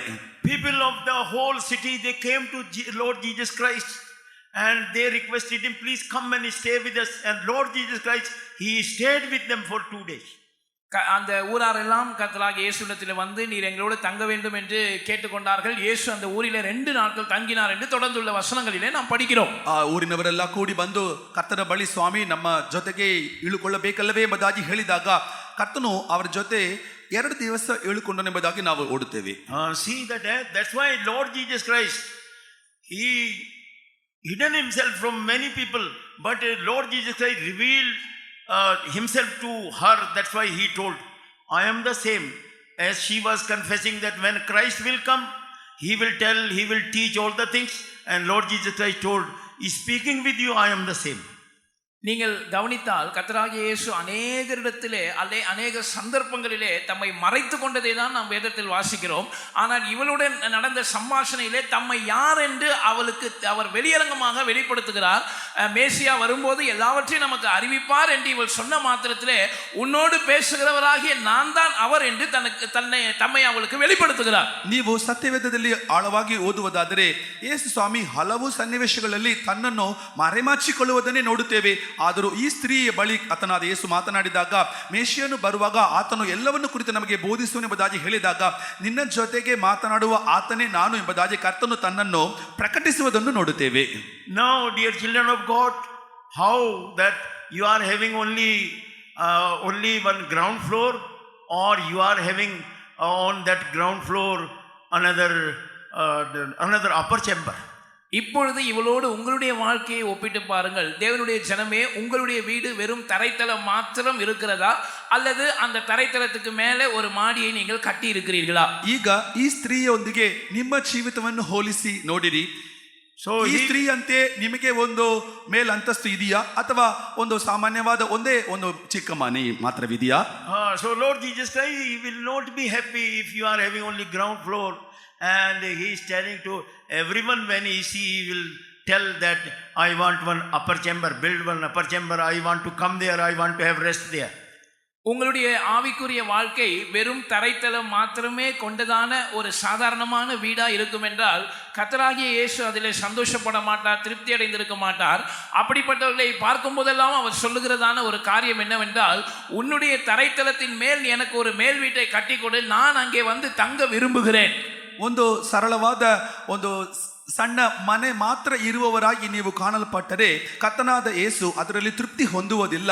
ಅಂಥವರನ್ನು ನೋಡಿ ಕರ್ತನಾದ ಯೇಸು ಹೀಗೆ ಹೇಳುತ್ತಾನೆ, ನಿನ್ನ ಆತ್ಮೀಯ ಜೀವಿತದಲ್ಲಿ ನೀನು ಬೆಳೆಯಬೇಕು, ನೀನು ಒಂದು ಮೇಲು ಅಂತಸ್ತನ್ನು ಕಟ್ಟಬೇಕು, ನಾನು ಅಲ್ಲಿ ಬಂದು ವಿಶ್ರಮಿಸಬೇಕು ಎಂಬುದಾಗಿ ಹೇಳುತ್ತಾನೆ. In North India, in one remote town, so there was a person, and he was having some government job, and he was knowing about this only, that he bought all the calendars of all the gurus and all the gods and goddess, and he put every calendar in his home. வட இந்தியாவிலே பட்டணத்தை விட்டு வெகு தொலைவான ஒரு ஊரிலே அரசாங்க உத்தியோகம் செய்கிறதான ஒரு மனிதன் இருந்தார். அவர் என்ன செய்தார் என்றால், ஊரில் கிடைக்கிற எல்லா கேலண்டரையும் வாங்கி தன்னுடைய வீட்டில் மாட்டி வைத்திருந்தார். ஏன்னால் ஒவ்வொரு கேலண்டரிலும் ஒரு தெய்வத்தினுடைய படம் இருக்கும். இப்படி எல்லா கேலண்டரையும் அவருடைய வீட்டில் மாட்டி வைத்திருந்தார். ಉತ್ತರ ಭಾರತದಲ್ಲಿ ಒಂದು ಸ್ಥಳದಲ್ಲಿ ಒಬ್ಬ ಮನುಷ್ಯನು ಹೀಗೆ ಕಾಣಲ್ಪಟ್ಟರು. ಅವರು ತನ್ನ ಮನೆಯಲ್ಲಿ ಎಲ್ಲಾ ಕಡೆಯಿಂದ ದೊರಕುವ ಎಲ್ಲಾ ಕ್ಯಾಲೆಂಡರನ್ನು ತೆಗೆದು ಅಲ್ಲಿ ಇಟ್ಟರು. ಅದರಲ್ಲಿ ಒಂದೊಂದು ಕ್ಯಾಲೆಂಡರಲ್ಲಿ ಒಂದೊಂದು ದೇವರುಗಳ ಚಿತ್ರವು ಕಾಣಲ್ಪಟ್ಟಿತ್ತು. So every morning and evening he will say namaskar to all these, and like this one day what happened, it might have been night 10:30, that while he started to sleep, his bed was caught up to the roof. ஒவ்வொரு நாளும் காலையிலே இந்த ஒவ்வொரு கேலண்டருக்கு முன்பாக அவர் நின்று அந்த படங்களை வணங்குவார். ஒரு நாள் இரவு 10:30 மணி இருக்கும். திடீரென்று அவருடைய கட்டில் அப்படியே அந்த வீட்டின் அந்த ரூஃப் வரைக்கும் அப்படியே உயர்த்தப்பட்டது. ಹೀಗೆ ಪ್ರತಿದಿನವೂ ಆ ಎಲ್ಲ ದೇವರುಗಳಿಗೂ ಅವರು ವಂದನೆ ಸಲ್ಲಿಸುತ್ತಿದ್ದರು. ಒಂದು ದಿನ ರಾತ್ರಿ 10:30 ಗಂಟೆ ಇರಬಹುದು, ಅವರು ಮಲಗಿದ್ದಂತಹ ಮಂಚವು ಹಾಗೆ ಮೇಲೆ ಎತ್ತಲ್ಪಟ್ಟಿತ್ತು. This cot came down. After half an hour again this bed was caught up to the roof and came down. உயர்த்தப்பட்டு மறுபடியும் அது கீழே வந்தது. மறுபடியும் ஒரு அரை மணி நேரம் கழித்து அவ்வளவு உயரத்துக்கு போய் மறுபடியும் கீழே வந்தது. ಅವರ ಮಂಚವು ಹಾಗೆ ಮೇಲೆ ಎತ್ತಲ್ಪಟ್ಟು ಕೆಳಗೆ ಬಂದಿತ್ತು. ಅದನಂತರ ಇನ್ನು ಅರ್ಧ ಗಂಟೆ ನಂತರ ಮತ್ತೆ ಮೇಲೆ ಎತ್ತಲ್ಪಟ್ಟು ಮತ್ತೆ ಕೆಳಗೆ ಬಂದಿತ್ತು. And then he asked that, please tell, who are you, what I should do, please tell me. அவர் பயத்தோடு நீ யார், நான் என்ன செய்ய வேண்டும், எனக்கு சொல்ல வேண்டும் என்று பயத்தோடு கேட்க ஆரம்பித்தார். ಅವರು ಬಹಳ ಭಯಪಟ್ಟವರಾಗಿ, ನೀನು ಯಾರು, ನಾನು ಏನು ಮಾಡಬೇಕೆಂಬುದಾಗಿ ನನಗೆ ತಿಳಿಸಬೇಕೆಂಬುದಾಗಿ ಕೇಳಿದರು. And he heard the voice of Lord Jesus Christ, I am Jesus, you are knowing all these things, you should know about me also. அவருக்கு ஒரு சத்தம் கேட்டது. அந்த சத்தம் சொன்னது, நான் தான் இயேசு, நீ இந்த தெய்வங்களையெல்லாம் அறிந்து வணங்குகிறாயே, நீ என்னையும் அறிந்து கொள்ள வேண்டும் என்று அந்த சத்தம் அவரோடு சொன்னது. ಆಗ ಅವರಿಗೆ ಒಂದು ಶಬ್ದವು ಕೇಳಿಸಿತ್ತು, ನಾನೇ ಯೇಸು ಸ್ವಾಮಿ, ನೀನು ಈ ದೇವರುಗಳೆಲ್ಲ ಕುರಿತು ಅರಿತುಕೊಂಡಿಯಲ್ಲವೇ, ನನ್ನನ್ನು ಕುರಿತು ನೀನು ಅರಿತುಕೊಳ್ಳಬೇಕೆಂಬುದಾಗಿ ಆ ಶಬ್ದವು ಅವರಿಗೆ ಹೇಳಿತು. And then from that day he decided, yes, I will learn about Jesus. And through dream he went to one village, and there he got the New Testament, and like this he got water baptism also. அவர் சரி, நான் கர்த்தராகிய இயேசுவை அறிந்து கொள்வேன் என்று தீர்மானித்தார். ஒரு சொப்பனம் அவருக்கு கிடைத்தது. அந்த சொப்பனத்தின் அடிப்படையில் ஒரு கிராமத்துக்கு அவர் போனார். அங்கே அவருக்கு ஒரு புதிய ஏற்பாடு, வேதாகமத்தின் புதிய ஏற்பாடு கிடைத்தது. ಮಾತ್ರಮಲ್ಲ, அவர் பின்னாட்களிலே தண்ணீர் ஞானஸ்நானமும் பெற்றுக்கொண்டார். ಆಗ ಹೌದು, ನಾನು ಯೇಸು ಸ್ವಾಮಿಯನ್ನು ಕುರಿತು ಅರಿತುಕೊಳ್ಳಬೇಕು ಎಂಬುದಾಗಿ ಅವರು ನಿರ್ಧಾರವನ್ನು ಮಾಡಿದಾಗ ಅವರಿಗೆ ಒಂದು ಸ್ವಪ್ನ ಉಂಟಾಯಿತು. ಅದಕ್ಕೆ ತಕ್ಕಂತೆ ಅವರು ಒಂದು ಸ್ಥಳಕ್ಕೆ ಹೋಗಿ ಅಲ್ಲಿ ಅವರಿಗೆ ಹೊಸ ಒಡಂಬಡಿಕೆ ಸಿಕ್ಕಿತ್ತು. ಅದನ್ನು ಓದಿ ಅದ ನಂತರ ದಿನಗಳಲ್ಲಿ ಅವರು ಮುಳುಗಿನ ದೀಕ್ಷಾಸ್ನಾನ ಕೂಡ ಪಡೆದುಕೊಂಡರು. In 1 hour meeting he attended, and that day he revealed all these things, and now he is serving. Now he is having so many people they are coming to him and asking, please tell us about Jesus, please tell us about Jesus. நம்முடைய கூட்டங்களில் ஒரு கூட்டத்தில் அவர் கலந்து கொண்ட போது இந்த காரியங்களை எல்லாம் பகிர்ந்து கொண்டார். இப்பொழுது அவர் கர்த்தராகிய இயேசுவுக்கு ஊழியம் செய்து வருகிறார். பலரும் அவரை அணுகி, எங்களுக்கு இந்த கர்த்தராகிய இயேசுவை பற்றி சொல்லுங்கள் என்று கேட்கிறார்கள். ನಮ್ಮ ಆರಾಧನೆಗಳಲ್ಲಿ ಒಂದು ಆರಾಧನೆಯಲ್ಲಿ ಅವರು ಪಾಲು ಹೊಂದಿದಾಗ ಇವುಗಳೆಲ್ಲ ಕುರಿತು ಅವರು ತಿಳಿಸಿದರು. ಈಗ ಅವರು ಕರ್ತನಿಗೆ ಸೇವೆ ಮಾಡುತ್ತಿದ್ದಾರೆ. ಅನೇಕ ಜನರು ಅವರ ಬಳಿ ಬಂದು ನಮಗೂ ಸಹ ಕರ್ತನನ್ನು ಕುರಿತು ತಿಳಿಸಿರಿ ಎಂಬುದಾಗಿ ಹೇಳುತ್ತಿದ್ದಾರೆ. In John the Gospel chapter 7, and it is written in verse 16 and 17 that I have brought a doctrine. Those who want to do the will of God, they will know about this doctrine. யோவான் 7ஆம் அதிகாரம் 16-17 வசனத்திலே கர்த்தராகிய இயேசு இப்படி சொல்லுகிறார், நான் ஒரு உபதேசத்தை கொண்டு வந்திருக்கிறேன். என் உபதேசம் என்னுடையதா இராமல் என்னை அனுப்பினவருடையதா இருக்கிறது. அவருடைய சித்தத்தின்படி செய்ய மனதுள்ளவன் எவனோ அவன் இந்த உபதேசம் தேவனால் உண்டாயிருக்கிறதோ, ಯೋಹನ ಸುವಾರ್ತೆ நான் சுயமாய் பேசுகிறேனோ என்று அறிந்து கொள்வான். ಯೋಹನ ಸುವಾರ್ತೆ 7ನೇ ಅಧ್ಯಾಯ 16-17ನೇ ವಾಕ್ಯದಲ್ಲಿ ಹೀಗೆ ನಾವು ಓದುತ್ತೇವೆ. ಕರ್ತನಾದ ಯೇಸು ಹೇಳುತ್ತಾನೆ, ನಾನು ಒಂದು ಉಪದೇಶವನ್ನು ತಂದಿದ್ದೇನೆ. ನಾನು ಹೇಳುವಂತಹ ಈ ಉಪದೇಶವು ನನ್ನದಲ್ಲ, ನನ್ನನ್ನು ಕಳುಹಿಸಿದ ಆತನಂದೇ ಎಂಬುದನ್ನು ದೇವರ ಚಿತ್ತವನ್ನು ಮಾಡುವವನು ಗ್ರಹಿಸಿಕೊಳ್ಳುವನು ಎಂಬುದಾಗಿ ಹೇಳಿದನು. So that's why he wants from everyone that you should know the doctrine I have brought, and those who surrender their life to do the will of God, only they can know about this doctrine. இயேசு கொண்டு வந்ததான உபதேசத்தை நாம் அறிந்து கொள்ள வேண்டும் என்று நம் எல்லாரை குறித்து இயேசு விரும்புகிறார். ஆனால் தேவனுடைய சித்தத்தின்படி செய்ய மனதுள்ளவர்களால் மாத்திரம்தான் இந்த உபதேசத்தை விளங்கிக் கொள்ள முடியும். ಯೇಸು ಸ್ವಾಮಿ ತಾನು ತೆಗೆದುಕೊಂಡು ಬಂದಂತಹ ಉಪದೇಶವನ್ನು ನಾವು ಎಲ್ಲರೂ ಗ್ರಹಿಸಿಕೊಳ್ಳಬೇಕೆಂದು ಬಯಸುತ್ತಾನೆ. ಆದರೂ ದೇವರ ಚಿತ್ತವನ್ನು ಮಾಡುವವರು ಮಾತ್ರವೇ ಈ ಉಪದೇಶವನ್ನು ಅವರು ಗ್ರಹಿಸಿಕೊಳ್ಳುವುದು ಸಾಧ್ಯ. If you surrender your life and to do the will of God, so that doctrine will be revealed, doctrine of repentance will be revealed to you, and other doctrines will be revealed to you, and those doctrines will help you, that even Lord Jesus Christ will come and rest in your life. நீங்கள் உங்களுடைய வாழ்க்கை குறித்த தேவ சித்தத்தை அறிந்து அதை செய்ய மனதுள்ளவர்களாய் இருந்தால் இயேசு தம்முடைய உபதேசத்தை உங்களுக்கு வெளிப்படுத்துவார். மனம் திரும்புதலின் உபதேசம், அதை தொடர்ந்துள்ள மற்ற உபதேசங்கள் எல்லாவற்றையும் ஒன்றின் பின் ஒன்றாக அவர் உங்களுக்கு வெளிப்படுத்துவார். நீங்கள் அதற்கு ஒப்பு கொடுக்கும் போது கர்த்தராகிய இயேசு உங்களுடைய ಜೀವಿತದಲ್ಲಿ வந்து வாசம் பண்ணுவார், அவர் இளைப்பாறுவார்.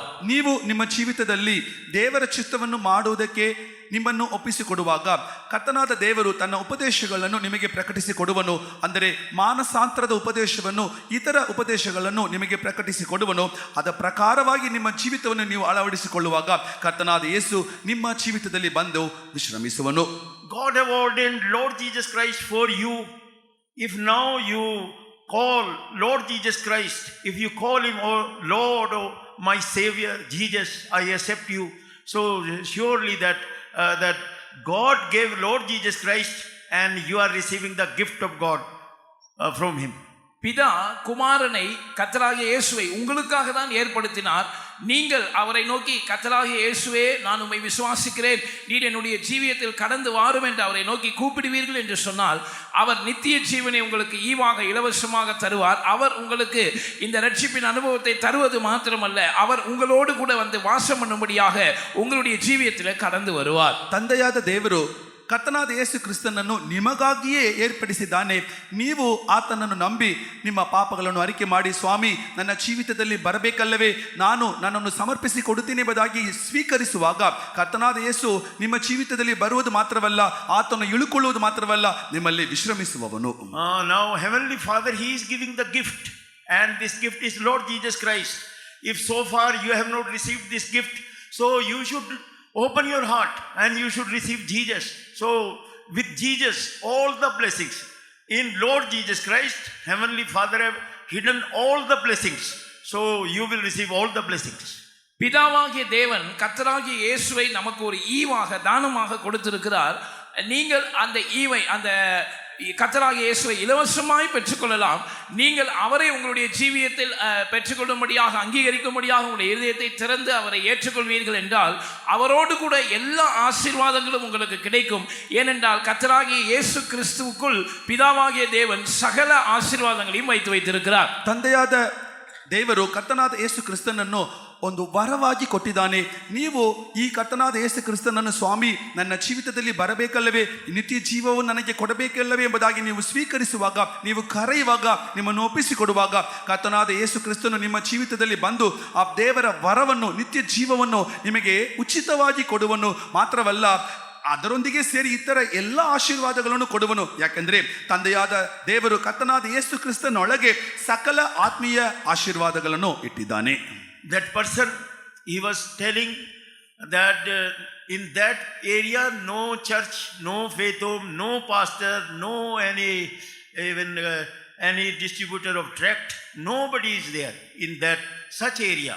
So there, when he have seen the dream, through the dream he went to the village, and from that village he got the New Testament and he was reading the New Testament. நான் சற்று முன்னமே சொன்னதான அந்த சகோதரன், அவருடைய ஊரில் எந்த விதமான ஆலயங்களும் கிடையாது, நம்முடைய ஃபெய்த்தும் கிடையாது, ஊழியக்காரங்க கிடையாது, அந்த ஊரில் துண்டு பிரதி விநியோகிக்கிறதுக்கு கூட யாரும் கிடையாது. கர்த்தராகிய இயேசு அவர் சொப்பனத்தின் மூலமாக ஒரு கிராமத்துக்கு போகிற வழியை அவருக்கு வெளிப்படுத்தினார்.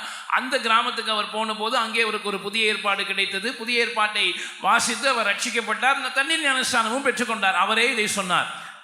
ನಾನು ಈಗ ಹೇಳಿದಂತಹ ಮನುಷ್ಯನು ಅವರು ಇದ್ದಂತಹ ಒಂದು ಹಳ್ಳಿಯಲ್ಲಿ, ಅಲ್ಲಿ ದೇವಾಲಯವಿಲ್ಲ, ಅಲ್ಲಿ ದೈವ ಸೇವಕರು ಇಲ್ಲ, ಅಲ್ಲಿ ಕರಪತ್ರಿಕೆಯನ್ನು ಹಂಚಿಕೊಳ್ಳುವುದಕ್ಕೆ ಕೂಡ ಯಾರು ಅಲ್ಲಿ ಇರುತ್ತಿರಲಿಲ್ಲ. ಇವರು ಒಂದು ಸ್ವಪ್ನವನ್ನು ನೋಡಿ ಅವರು ಬೇರೆ ಒಂದು ಹಳ್ಳಿಗೆ ಹೋಗಿ ಅಲ್ಲಿ ಅವರಿಗೆ ಹೊಸ ಒಡಂಬಡಿಕೆ ಸಿಕ್ಕಿ ಅದನ್ನು ಓದಿ ಅವರು ದೀಕ್ಷಾಸ್ನಾನ ತೆಗೆದುಕೊಂಡು ಈಗ ಅವರು ದೇವರಿಗೆ ಸೇವೆ ಮಾಡುವವರಾಗಿ ಕಾಣಲ್ಪಡುತ್ತಾರೆ. How God was fulfilling the work of salvation in his life. So when in the New Testament he will read, and when this word of baptism will come, there he will stop. He will not able to go forward. So then he was thinking, what is this word baptism? When I am reading this word, at once I am not able to go forward. So he went in search of this, what is this word? And he went in search of some pastor, and they told about that, what is this water baptism? இவருடைய ஜீவியத்தில் தேவன் எப்படி தம்முடைய ரட்சிப்பின் கிரியையை நிறைவேற்றினார் என்பதை பாருங்கள். இந்த புதிய ஏற்பாடு இவருக்கு கிடைத்த போது இவர் அதை வாசிக்க ஆரம்பித்தார். தண்ணீர் ஞானஸ்நானம் என்கிறதான அந்த குறிப்பிட்ட ஞானஸ்நானம் என்ற வார்த்தை வரும்போது அவர் அங்கேயே அப்படி ஸ்ட்ரக்காகி நின்று விடுவாராம். அதற்கு மேல் அவரால் தொடர்ந்து வாசிக்க முடியாதாம். இப்படி தொடர்ந்து நடைபெற்று கொண்டே இருந்தது.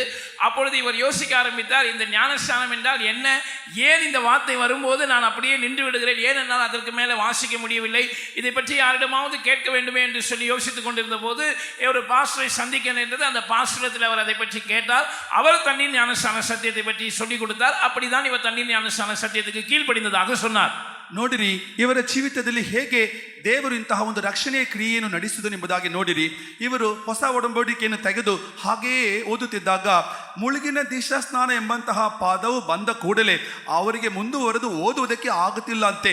ಅಂದರೆ ಇದೇನು ದೀಕ್ಷಾಸ್ನಾನ ಅಂದರೆ ಏನೆಂಬುದನ್ನು ಕುರಿತು ಅವರು ಅರಿತುಕೊಳ್ಳಲು ಅಲ್ಲಿ ಇಲ್ಲಿ ತಿರುಗಾಡಿ ನೋಡಿದಾಗ ಕೊನೆಯದಾಗಿ ಒಬ್ಬ ಪಾಲಕರನ್ನು ಸಂಧಿಸಿದರು. ಆ ಪಾಲಕರ ಮೂಲಕವಾಗಿ ಮುಳುಗಿನ ದೀಕ್ಷಾಸ್ನಾನವನ್ನು ಕುರಿತು ಅರಿತುಕೊಂಡು ದೀಕ್ಷಾಸ್ನಾನ ಪಡೆದುಕೊಂಡು ಆತ್ಮೀಯ ಜೀವಿತದಲ್ಲಿ ಮುಂದುವರೆದರು. So like this he received water baptism, because that was the will of God. So far if you have not taken water baptism, right water baptism, so this is the high time that you should decide now and you should take water baptism, and like this God will bless you, God will love you, God will even fulfill so many promises for you.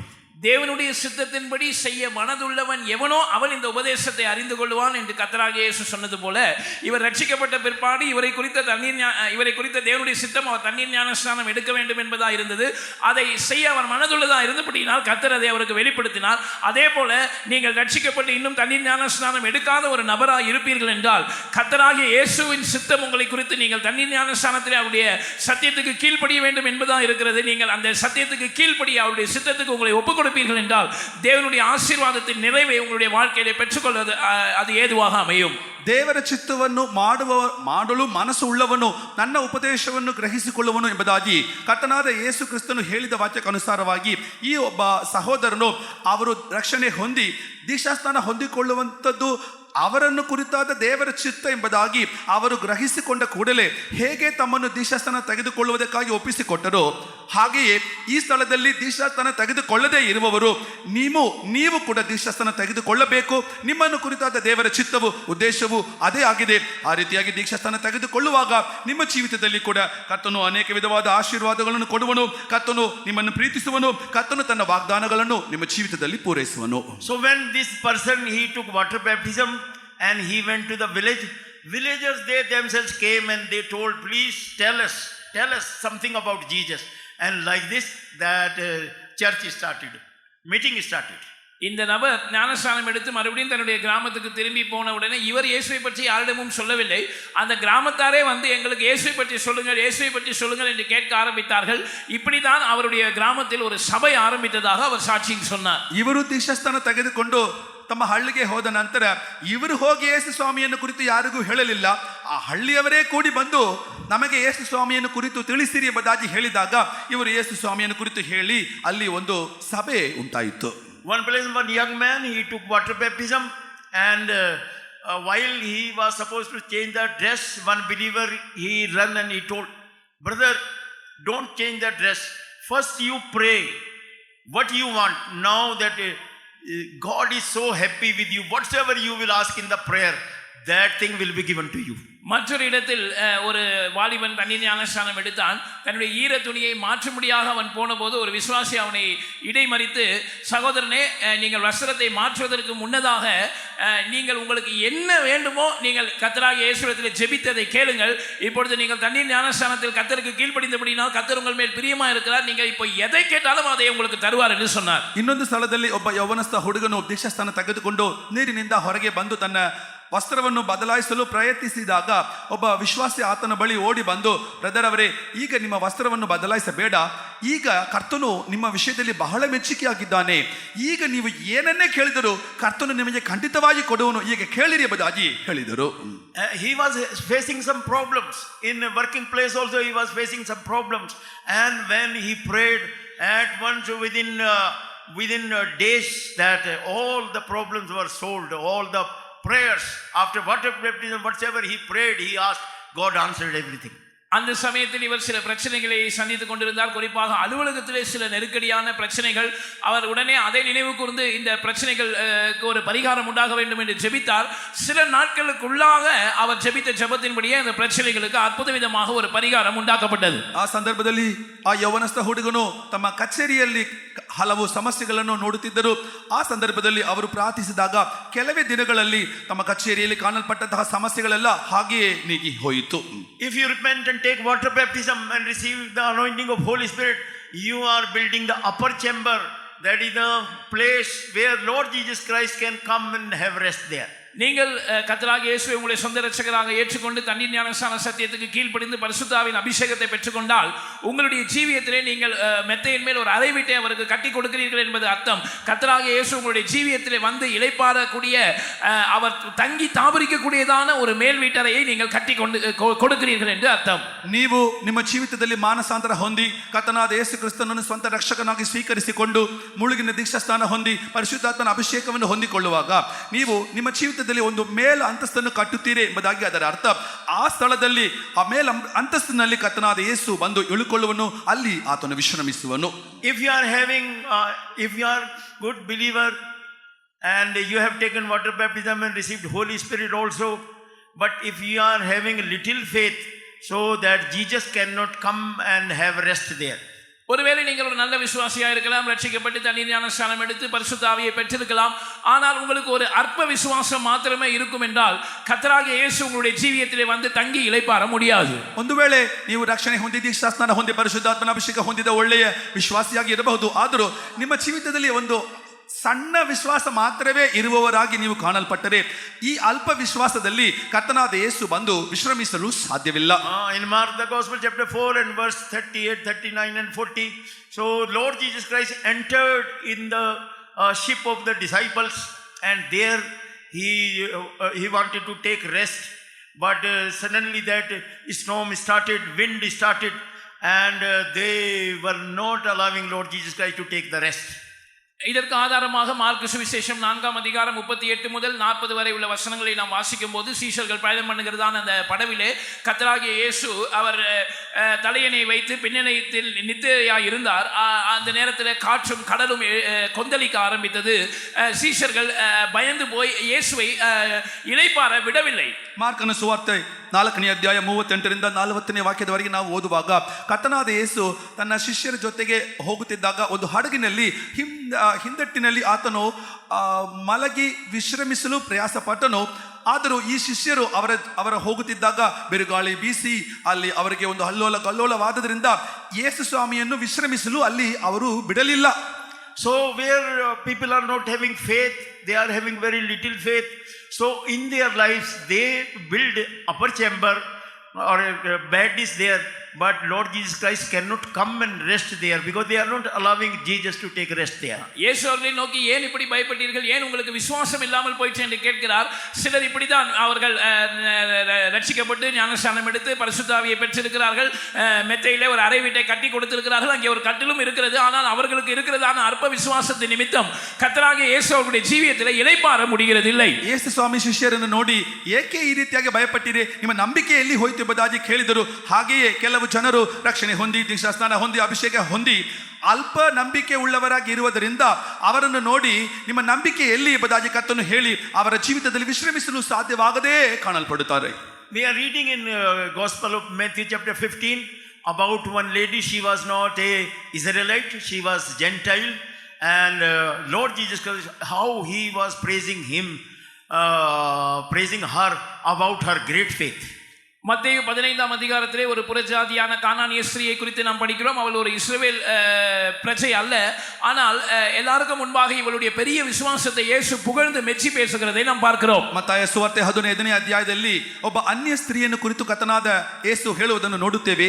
ಅವಳ ಒಂದು ಶ್ರೇಷ್ಠವಾದ ದೊಡ್ಡ ನಂಬಿಕೆಯನ್ನು ಕುರಿತು ಕರ್ತನು ಅಲ್ಲಿ ಮೆಚ್ಚಿಕೊಳ್ಳುವುದನ್ನು ನೋಡುತ್ತೇವೆ.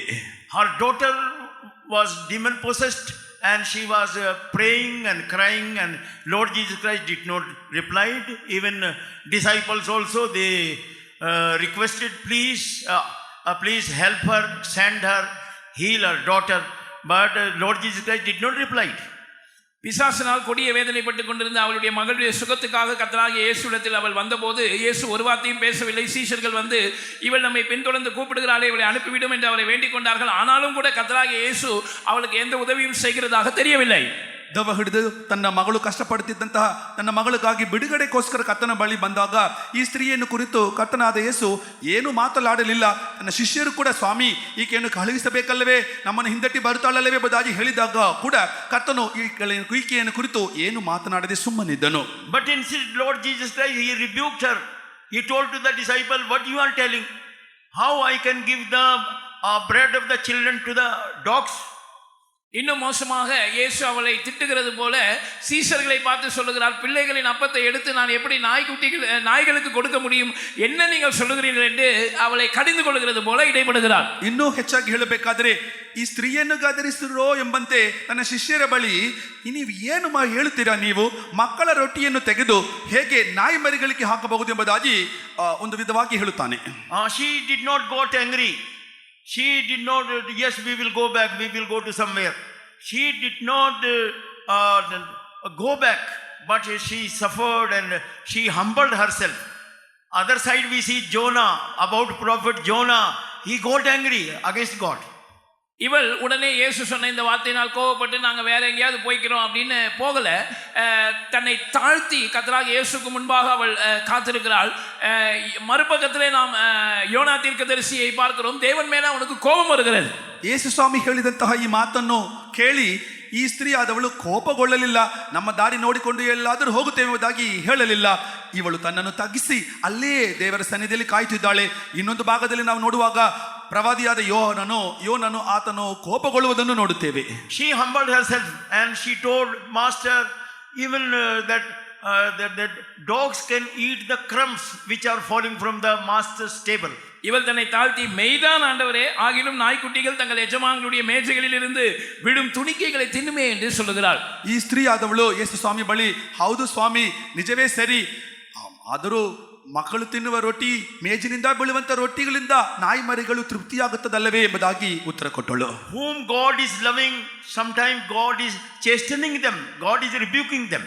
யாரை தேவன் நேசிக்கிறாரோ சில வேளை தேவன் அவர்களை கடிந்து கொள்வார், சில வேளைகளில் தேவன் அவர்களை ಶಿಕ್ಷಿப்பார். ಯಾರನ್ನು ದೇವರು ಪ್ರೀತಿಸುತ್ತಾನೋ ಕೆಲವೊಮ್ಮೆ ಕರ್ತನು ಅವರನ್ನು ಗದರಿಸುತ್ತಾನೆ, ಕೆಲವೊಮ್ಮೆ ಶಿಕ್ಷಿಸುತ್ತಾನೆ. Some people, they become angry not against the servants of God or some other, but they are angry against God only. சிலர் உடனடியாக இப்படிப்பட்ட பாதைகளில் கோபப்பட்டு விடுகிறார்கள். கர்த்தருடைய ஊழியர்கள் அல்லது மற்றவர்களிடத்தில் கோபப்பட்டால் கூட பரவாயில்லை, அவர்கள் தேவனுக்கு விரோதமாகவே கோபப்படுகிறார்கள். ಇಂತಹ ಸನ್ನಿವೇಶಗಳಲ್ಲಿ ಕೆಲವರು ಕೋಪಗೊಳ್ಳುತ್ತಾರೆ. ದೈವ ಸೇವಕರ ಮೇಲೆ, ಇತರರ ಮೇಲೆ ಕೋಪಗೊಂಡರೆ ಪರವಾಗಿಲ್ಲ, ದೇವರ ಮೇಲೆಯೇ ಕೋಪಗೊಳ್ಳುತ್ತಾರೆ. One mother, she was telling, I do not know, even God also leading us like this. So she was not happy with God. ஒரு தாய் இப்படி சொல்லுகிறாள், தேவனும் கூட எங்கள் மேல அக்கறை இல்லாம இப்படி எங்களை நடத்துகிறாள், தேவன் பேரில் அவர்களுக்கு சந்தோஷம் இல்லை. ಒಬ್ಬ ತಾಯಿಯವರು ಹೀಗೆ ಹೇಳಿದರು, ದೇವರಿಗೆ ಕೂಡ ನಮ್ಮ ವಿಷಯದಲ್ಲಿ ಏನು ಆಸಕ್ತಿ ಇಲ್ಲ, ನಮ್ಮನ್ನು ಇಂತಹ ದಾರಿಯಲ್ಲಿ ನಡೆಸುತ್ತಾನಲ್ಲವೇ ಎಂಬುದಾಗಿ ದೇವರ ಮೇಲೆಯೇ ಆಕೆಗೆ ಒಂದು ದುರಭಿಪ್ರಾಯ. See that family, as we have read in the 2 Kings chapter 4, that family, he built the upper chamber, he put court, table, chair, and one lamp also, and this prophet Elisha came and he was very happy, very satisfied, and he blessed the family with the son. 2 ராஜாக்கள் 4ஆம் அதிகாரத்திலே நாம் வாசித்த இந்த குடும்பத்தை பற்றி கவனிப்போம். அவர்கள் மெத்தையில ஒரு அறை வீட்டை கட்டினது மாத்திரமல்ல, அங்கே ஒரு கட்டிலையும் ஒரு மேஜையும் ஒரு நாற்காலியையும் ஒரு குத்துவிளக்கையும் ஆயத்தப்படுத்தி கொடுத்தார்கள். எலிசா வரும்போதெல்லாம் அங்கே தங்கி இளைப்பாறுவதற்கு ஏதுவான சூழ்நிலைகளை உண்டாக்கி கொடுத்தபடினால் எலிசா அவர்கள் மேலே திருப்தி அடைந்து அவர்கள் மேல் சந்தோஷப்பட்டு அவர்களை ஆசீர்வதித்து அவர்களுக்கு ஒரு புத்திர பாக்கியம் உண்டானது. 2 ಅರಸರು 4ನೇ ಅಧ್ಯಾಯದಲ್ಲಿ 10ನೇ ವಾಕ್ಯದಲ್ಲಿ ಈ ಕುಟುಂಬವನ್ನು ಕುರಿತು ನಾವು ಮುಂದುವರೆದು ಧ್ಯಾನಿಸೋಣ. ಇವರು ತಮ್ಮ ಮಾಳಿಗೆಯ ಮೇಲೆ ಒಂದು ಕೋಣೆಯನ್ನು ಕಟ್ಟಿಕೊಟ್ಟದ್ದು ಮಾತ್ರವಲ್ಲ, ಎಲಿಷಾ ಪ್ರವಾದಿಗಾಗಿ ಒಂದು ಮಂಚ, ಒಂದು ಕುರ್ಚಿ, ಒಂದು ದೀಪ ಮತ್ತು ಮೇಜನ್ನು ಉಂಟು ಮಾಡಿ ಕೊಟ್ಟಿದ್ದರಿಂದ ಆ ಪ್ರವಾದಿ ಅಲ್ಲಿ ಬಂದು ವಿಶ್ರಮಿಸಿ ಅವರನ್ನು ಒಂದು ಪುತ್ರ ಸಂತಾನವನ್ನು ಕೊಟ್ಟು ಆಶೀರ್ವದಿಸಿದನು. So you have become a good believer, but your prayers might have not been answered, your problems have not been solved, but you should not become backslider. But after some time, when you will suffer, so God will make you to become perfect, or God will bless you, you will become the son of God. நீங்கள் ஒருவேளை ஒரு நல்ல விசுவாசியாக இருக்கலாம், ஆனால் உங்களுடைய ஜெபங்களுக்கு பதில் கிடைக்காத பட்சத்தில் நீங்கள் சில பிரச்சனைகளினூடாய் கடந்து போகும்போது கர்த்தர் பாராமுகம் காண்பிக்கிறவரை போல இருக்கும்போது நீங்கள் பின்மாற்றம் அடைந்து அதைரியப்பட்டு சோர்ந்து போய்விடக்கூடாது. நீங்கள் பாடுபட்ட பிற்பாடு, சில காலம் நீங்கள் பரீட்சிக்கப்பட்ட பிற்பாடு, அது கர்த்தர் உங்களுடைய ஜீவியத்தில் ஒரு பூர்ணத்தின் வேலையை செய்வதற்கு ஏதுவாகும். மாத்திரமல்ல, அந்த பாதை முடிந்த பிற்பாடு கர்த்தர் உங்களை ஆசீர்வதிக்கவும் செய்வார். ಕೆಲವೊಮ್ಮೆ ನೀವು ಒಬ್ಬ ಒಳ್ಳೆಯ ವಿಶ್ವಾಸಿಯಾಗಿ ಇರಬಹುದು, ಆದರೂ ಕರ್ತನು ನಿಮ್ಮ ಪ್ರಾರ್ಥನೆಗಳಿಗೆ ಉತ್ತರ ಕೊಡಲಾರದೆ ಮುಖವನ್ನು ತಿರುಗಿಸಿದಾನೋ ಎಂಬಂತೆ ಕಾಣಲ್ಪಡುವಾಗ ನೀವು ಬೇಸರಗೊಳ್ಳಬಾರದು, ಅಧೈರ್ಯ ಪಡಬಾರದು, ದೇವರನ್ನು ಬಿಟ್ಟು ಹಿಂಜರಿದು ಹೋಗಬಾರದು. ಆದರೂ ದೇವರ ಬಳಿಯಲ್ಲಿ ನೀವು ಸ್ಥಿರವಾಗಿ ನಿಂತಿರುವಾಗ ಕರ್ತನು ನಿಮ್ಮನ್ನು ಆಶೀರ್ವದಿಸುವುದು ಮಾತ್ರವಲ್ಲ, ಅದ ನಂತರ ದಿನಗಳಲ್ಲಿ ನಿಮ್ಮ ಜೀವಿತದಲ್ಲಿ ಅದು ಒಂದು ಆಶೀರ್ವಾದವಾಗಿ ರಕ್ಷಣೆಯಾಗಿ ಮಾರ್ಪಡುವುದಕ್ಕಾಗಿ ಕರ್ತನು ಆ ರೀತಿಯಾಗಿ ನಿಮ್ಮನ್ನು ಕಾಯ್ದಿರಿಸಲು ಇಡುತ್ತಾನೆ. God is our Father, and He doesn't like that anyone should perish. That's why in whatsoever condition you are, you surrender your life in this in this night time in the hand of God. தேவன் நம்முடைய பிதாவாக இருக்கிறார், யாரும் கெட்டு போவது அவருடைய சுத்தம் அல்ல. எனவே இந்த மாலை வேளையிலே உங்களுடைய நிலவரம் எதுவா இருந்தாலும் கர்த்தருடைய கரங்களிலே உங்களை நிபந்தனையின்றி ஒப்பு கொடுங்கள். ದೇವರು ನಮ್ಮ ತಂದೆಯಾಗಿದ್ದಾನೆ. ಈ ಸಂಜೆಯ ಸಮಯದಲ್ಲಿ ಯಾರು ಕೆಟ್ಟು ಹೋಗುವುದನ್ನು ಆತನು ಇಷ್ಟಪಡುವುದಿಲ್ಲ. ನೀವು ಯಾವುದೇ ಸ್ಥಿತಿಯಲ್ಲಿ ಇದ್ದರೂ ಕೂಡ, ನಿಮ್ಮ ಸಮಸ್ಯೆಗಳು ಯಾವುದೇ ವಿಧದಲ್ಲಿ ಇದ್ದರೂ ಕೂಡ ಕರ್ತನ ಬಳಿಯಲ್ಲಿ ನೀವು ಈಗ ನಿಮ್ಮನ್ನು ಸಮರ್ಪಿಸಿಕೊಡಿರಿ. If you are in backsliding condition, you should come back. Then Lord Jesus Christ will reveal to you as he revealed this Nathaniel. He revealed to this Samaritan woman, and like this so many people, Lord Jesus Christ he revealed. கர்த்தராகிய இயேசு நாத்தான்வேலுக்கு தம்மை வெளிப்படுத்தினது போல, சமாரிய ஸ்திரீக்கு தம்மை வெளிப்படுத்தினது போல, இன்னும் அநேகருக்கு தம்மை வெளிப்படுத்தினது போல கர்த்தர் தம்மை உங்களுக்கும் வெளிப்படுத்த விரும்புகிறார். நீங்கள் பின்மாற்றம் அடைந்த ஒரு நிலவரத்தில் இருப்பீர்கள் என்றால் கர்த்தராகிய இயேசுவிடத்தில் இன்றைக்கே திரும்பி வாருங்கள். கர்த்தராகிய இயேசு தம்மை உங்களுக்கு வெளிப்படுத்த போகிறார். ಈ ನಾತಾನೇಲನಿಗೂ ಮತ್ತು ಈ ಸಮಾರ್ಯ ಸ್ತ್ರೀಗೂ ಹೇಗೆ ಕರ್ತನು ತನ್ನನ್ನು ಪ್ರಕಟಿಸಿಕೊಟ್ಟನು, ಹಾಗೆಯೇ ನಿಮಗೂ ಸಹ ಕರ್ತನು ತನ್ನನ್ನು ಪ್ರಕಟಿಸಿಕೊಡಲು ಬಯಸುತ್ತಾನೆ. ನೀವು ಒಬ್ಬ ಹಿಂಜರಿಕೆಯಾದ ಮನುಷ್ಯರಾಗಿರುವುದಾದರೆ, ಈ ರಾತ್ರಿ ಸಮಯ ಕರ್ತನ ಬಳಿಗೆ ಹಿಂತಿರುಗಿ ಬರುವುದಾದರೆ, ಕರ್ತನು ತನ್ನನ್ನು ಇವತ್ತು ನಿಮಗೆ ಪ್ರಕಟಿಸಿಕೊಡುವನು. In Luke the Gospel chapter 24, about 2 disciples, you see they were in such a backsliding condition, they were having only earthly blessings, but we see that how Lord Jesus Christ he rebuked, but they all accepted, and how that Lord Jesus Christ revealed himself to them also. நீங்கள் லூக்கா 24ஆம் அதிகாரத்திலே நாம் வாசித்த அந்த 2 சீஷர்களை குறித்து பாருங்கள். பூமிக்குரிய ஆசீர்வாதங்கள் மேல் மாத்திரம் நாட்டமுடையவர்களாக இருந்தபடினால் அவர்கள் கர்த்தராகிய இயேசுவை அறிந்து கொள்ள கூடாமல் இருந்தார்கள். கர்த்தராகிய இயேசு அவர்களை அவிசுவாசத்தின் நிமித்தம் அவர்களை கடிந்து கொண்டால் கூட கர்த்தர் தம்மை அவர்களுக்கு வெளிப்படுத்தினார், அவர்களையும் அவர் ஆசீர்வதித்தார். ಲೂಕನ ಸುವಾರ್ತೆ 24ನೇ ಅಧ್ಯಾಯದಲ್ಲಿ ಇಬ್ಬರು ಶಿಷ್ಯರನ್ನು ಕುರಿತು ನಾವು ಕೇಳಿಸಿಕೊಂಡೇವಲ್ಲವೇ, ಅವರು ಲೌಕಿಕವಾದ ಭೌಮಿಕವಾದ ಆಶೀರ್ವಾದಗಳಲ್ಲಿ ಮಾತ್ರವೇ ಆಸಕ್ತಿ ಉಳ್ಳವರಾಗಿದ್ದರಿಂದ ಕರ್ತನು ಅವರ ಅಪನಂಬಿಕೆಯನ್ನು ಕುರಿತು ಅವರನ್ನು ಗದರಿಸಿದರೂ ಕೂಡ ಕರ್ತನು ಅವರಿಗೆ ತನ್ನನ್ನು ಪ್ರಕಟಿಸಿಕೊಟ್ಟನು. ಅದ ನಂತರ ಅವರನ್ನು ಆಶೀರ್ವದಿಸಿದನು, ಅವರ ನಾಮವನ್ನು ಮಹಿಮೆಪಡಿಸಿದನು. They were not having any faith in the resurrection of Lord Jesus Christ, but see how Lord Jesus Christ he appeared to them, and their cold heart started to warm up. கர்த்தராகிய இயேசுவின் உயிர்த்தெழுதலை குறித்த எந்தவித விசுவாசமும் இல்லாமல் அவர்கள் இருந்தார்கள். ஆனால் பாருங்கள், உயிர்த்தெழுந்த இயேசு அவர்களுக்கு தரிசனமாகி அவர்களுடைய இருதயம், அந்த குளிரறிந்து போயிருந்த அந்த இருதயம் இப்பொழுது அனல் பற்றி எரிய ஆரம்பிக்கிறது. ಪುನರುತ್ಥಾನವನ್ನು ಕುರಿತು ಯಾವುದೇ ನಿರೀಕ್ಷೆ ನಂಬಿಕೆ ಇಲ್ಲದವರಾಗಿ ಅವರು ಕಾಣಲ್ಪಟ್ಟರೂ ಸಹ ಕರ್ತನು ಪುನರುತ್ಥಾನವಾದ ಯೇಸು ಸ್ವಾಮಿ ತನ್ನನ್ನು ಅವರಿಗೆ ಪ್ರಕಟಿಸಿದಾಗ ಅವರ ತಂಪಾದ ಹೃದಯವು ಕೂಡ ಈಗ ಬೆಂಕಿಯಿಂದ ಹತ್ತಿ ಉರಿಯಲು ಪ್ರಾರಂಭಿಸಿತ್ತು. So if you surrender your life in the hand of God, really he will make you that you will become the overcomer, and you will inherit all the blessings which God has kept for the church of God. நீங்கள் மெய்யாகவே உங்களுடைய ஜீவியத்தை கர்த்தருடைய கையிலே ஒப்பு கொடுப்பீர்கள் என்றால் கர்த்தர் உங்களை ஜெயாலியாய் மாற்றுவார். நீங்கள் அவருடைய குமாரனாய் மாற்றப்படுவீர்கள். தேவனுடைய சபைக்காக ஜெயம் கொள்ளுகிறவர்களுக்காக கர்த்தர் வைத்திருக்கிறதான எல்லா ஆசீர்வாதங்களுக்கும் உங்களை உடன்பங்காளிகளாய் அவர் மாற்றுவார். ಯಥಾರ್ಥವಾಗಿ ನೀವು ಮಾನಸಾಂತರ ಹೊಂದಿ ನಿಮ್ಮ ಜೀವಿತವನ್ನು ಕರ್ತನ ಹಸ್ತಕ್ಕೆ ಒಪ್ಪಿಸಿಕೊಡುವುದಾದರೆ ಕರ್ತನು ನಿಮ್ಮನ್ನು ಜಯಶಾಲಿಯಾಗಿ ಮಾರ್ಪಡಿಸುವನು. ಜಯ ಹೊಂದಿದ ಸಭೆಗಾಗಿ ಕರ್ತನು ಇಟ್ಟಿರುವಂತಹ ಎಲ್ಲ ಆಶೀರ್ವಾದಗಳಿಗೆ ನಿಮ್ಮನ್ನು ಸಹ ಬಾಧ್ಯನಾಗಿ ಮಾರ್ಪಡಿಸುವನು. Shall we all stand for a few times? நாம் எல்லாரும் சில நிமிடங்கள் எழும்பி நிற்கலாம். ನಾವೆಲ್ಲರೂ ಸ್ವಲ್ಪ ಹೊತ್ತು ಎದ್ದು ನಿಂತುಕೊಳ್ಳೋಣ. Hallelujah, praise the Lord. Word of God has been revealed to you. கர்த்தருடைய வார்த்தை உங்களுக்கு வெளிப்பட்டு இருக்கிறது. ದೇವರ ವಾಕ್ಯವು ನಿಮಗೆ ಪ್ರಕಟವಾಗಿದೆ. In this preaching, the portion which was for you, if you accept that portion, இந்த பிரசங்கத்திலே உங்களுக்கு எந்த பகுதி உங்களை தொட்டதோ அதை நீங்கள் அப்படியே ஏற்றுக்கொள்வீர்களானால், ಈ ಒಂದು ಸಂದೇಶದಲ್ಲಿ ಯಾವ ಭಾಗ ನಿಮಗೆ ಬಂದಿತ್ತೋ, ನಿಮ್ಮನ್ನು ಮುಟ್ಟಿತ್ತೋ, ಅದಕ್ಕೆ ಸಂಪೂರ್ಣವಾಗಿ ನಿಮ್ಮನ್ನು ನೀವು ಸಮರ್ಪಿಸುವುದಾದರೆ, now word of God have reached to your heart, and you should humble yourself, you should open your heart. கர்த்தருடைய வார்த்தை உங்கள் இருதயங்களை வந்து சந்தித்திருக்கிறது. இப்பொழுது உங்களுடைய பகுதி, நீங்கள் உங்களை தாழ்த்தி உங்களுடைய இருதயத்தை திறந்து கொடுக்க வேண்டும். ದೇವರ ವಾಕ್ಯವು ನಿಮ್ಮ ಹೃದಯದವರೆಗೂ ಬಂದು ತಲುಪಿದೆ. ಈಗ ನಿಮ್ಮನ್ನು ತಗ್ಗಿಸಿಕೊಂಡು ನಿಮ್ಮ ಹೃದಯವನ್ನು ಕರ್ತನ ಕಡೆಗೆ ಒಪ್ಪಿಸಿಕೊಡಬೇಕು. Oh Lord Jesus, according to thy word, let things take place in my life. கர்த்தராகிய இயேசுவே, உம்முடைய வார்த்தையின்படியே எனக்கு ஆக கடவுது. ಕರ್ತನಾದ ಯೇಸುವೆ, ನಿನ್ನ ಮಾತಿನಂತೆಯೇ ನನಗೆ ಆಗಲಿ ಸ್ವಾಮಿ. If you accept the word of God, Holy Spirit will come, anointing of Holy Spirit will come upon you. நீங்கள் கர்த்தருடைய வார்த்தையை உள்ளபடியே ஏற்றுக்கொள்வீர்களானால் பரிசுத்த ஆவியின் அபிஷேகம் உங்கள் மேல் வந்து இறங்க போகிறது. ಇರುವ ಪ್ರಕಾರವಾಗಿಯೇ ನೀವು ದೇವರ ವಾಕ್ಯಕ್ಕೆ ನಿಮ್ಮನ್ನು ಸಮರ್ಪಿಸುವುದಾದರೆ ಪರಿಶುದ್ಧಾತ್ಮ ನಿಮ್ಮ ಮೇಲೆ ಬಂದು ಶಕ್ತಿಯುತವಾಗಿ ಇಳಿಯುವನು. First word of God, then Holy Spirit will follow. if you open your heart and accept the word of God, anointing will follow you. முதலாவது தேவன் தம்முடைய வார்த்தையை வெளிப்படுத்துகிறார். நீங்கள் உங்கள் இருதயத்தை திறந்து கர்த்தருடைய வார்த்தைக்கு உங்களை தாழ்த்தி ஒப்புக் கொடுப்பீர்கள் என்றால் பரிசுத்த ஆவியின் அபிஷேகம் அதை தொடர்ந்து வரும். பரிசுத்த ஆவியானவர் அந்த வார்த்தையின்படியே உங்களை அபிஷேகிப்பார். ಮೊದಲನೇದಾಗಿ ದೇವರ ವಾಕ್ಯವು ದಾಟಿ ಬರುತ್ತದೆ. ಆ ವಾಕ್ಯಕ್ಕೆ ನಿಮ್ಮನ್ನು ತಗ್ಗಿಸಿಕೊಂಡು ನಿಮ್ಮ ಹೃದಯವನ್ನು ತೆರೆದು ಕೊಡುವುದಾದರೆ ಅದ ನಂತರವಾಗಿ ಪರಿಶುದ್ಧಾತ್ಮನ ಅಭಿಷೇಕವು ಇಳಿದು ಬರುತ್ತದೆ. ಪರಿಶುದ್ಧಾತ್ಮನು ಶಕ್ತಿಯುತವಾಗಿ ನಿಮ್ಮನ್ನು ಅಭಿಷೇಕಿಸುವನು. Praise the Lord. Hallelujah. Hallelujah. Praise the Lord. Praise the Lord. Hallelujah. Hallelujah. Praise the Lord. Praise the Lord. Hallelujah. Praise the Lord.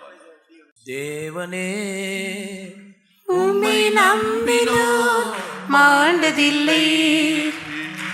தேவனே உம்மை நம்பினோர் மாண்டதில்லை. உம் வழிகள் ஆராய்ந்து முடியாதவை.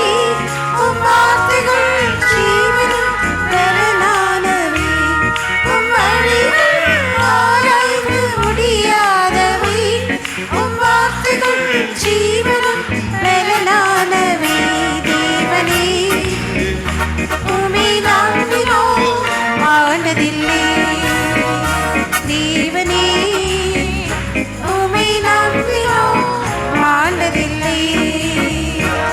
உம் வழிகள் ஆராய்ந்து முடியாதவை. உம் வார்த்தைகள் ஜீவனும் பலனானவை. உம் வழிகள் ஆராய்ந்து முடியாதவை.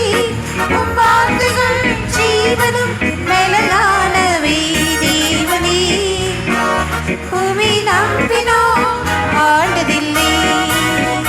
தேவனே உம்மை நம்பினோர் மாண்டதில்லை. உம் வழிகள் ஆராய்ந்து முடியாதவை. உம் வார்த்தைகள் ஜீவனும் பலனானவை. உம் வழிகள் ஆராய்ந்து முடியாதவை. உம் வார்த்தைகள் ஜீவனும் பலனானவை. தேவனே உம்மை நம்பினோர் மாண்டதில்லை. தேவனே உம்மை நம்பினோர் மாண்டதில்லை. தேவனே உம்மை நம்பினோர் மாண்டதில்லை. தேவனே உம்மை நம்பினோர் மாண்டதில்லை. தேவனே உம்மை நம்பினோர் மாண்டதில்லை. தேவனே உம்மை நம்பினோர் மாண்டதில்லை. தேவனே உம்மை நம்பினோர் மாண்டதில்லை.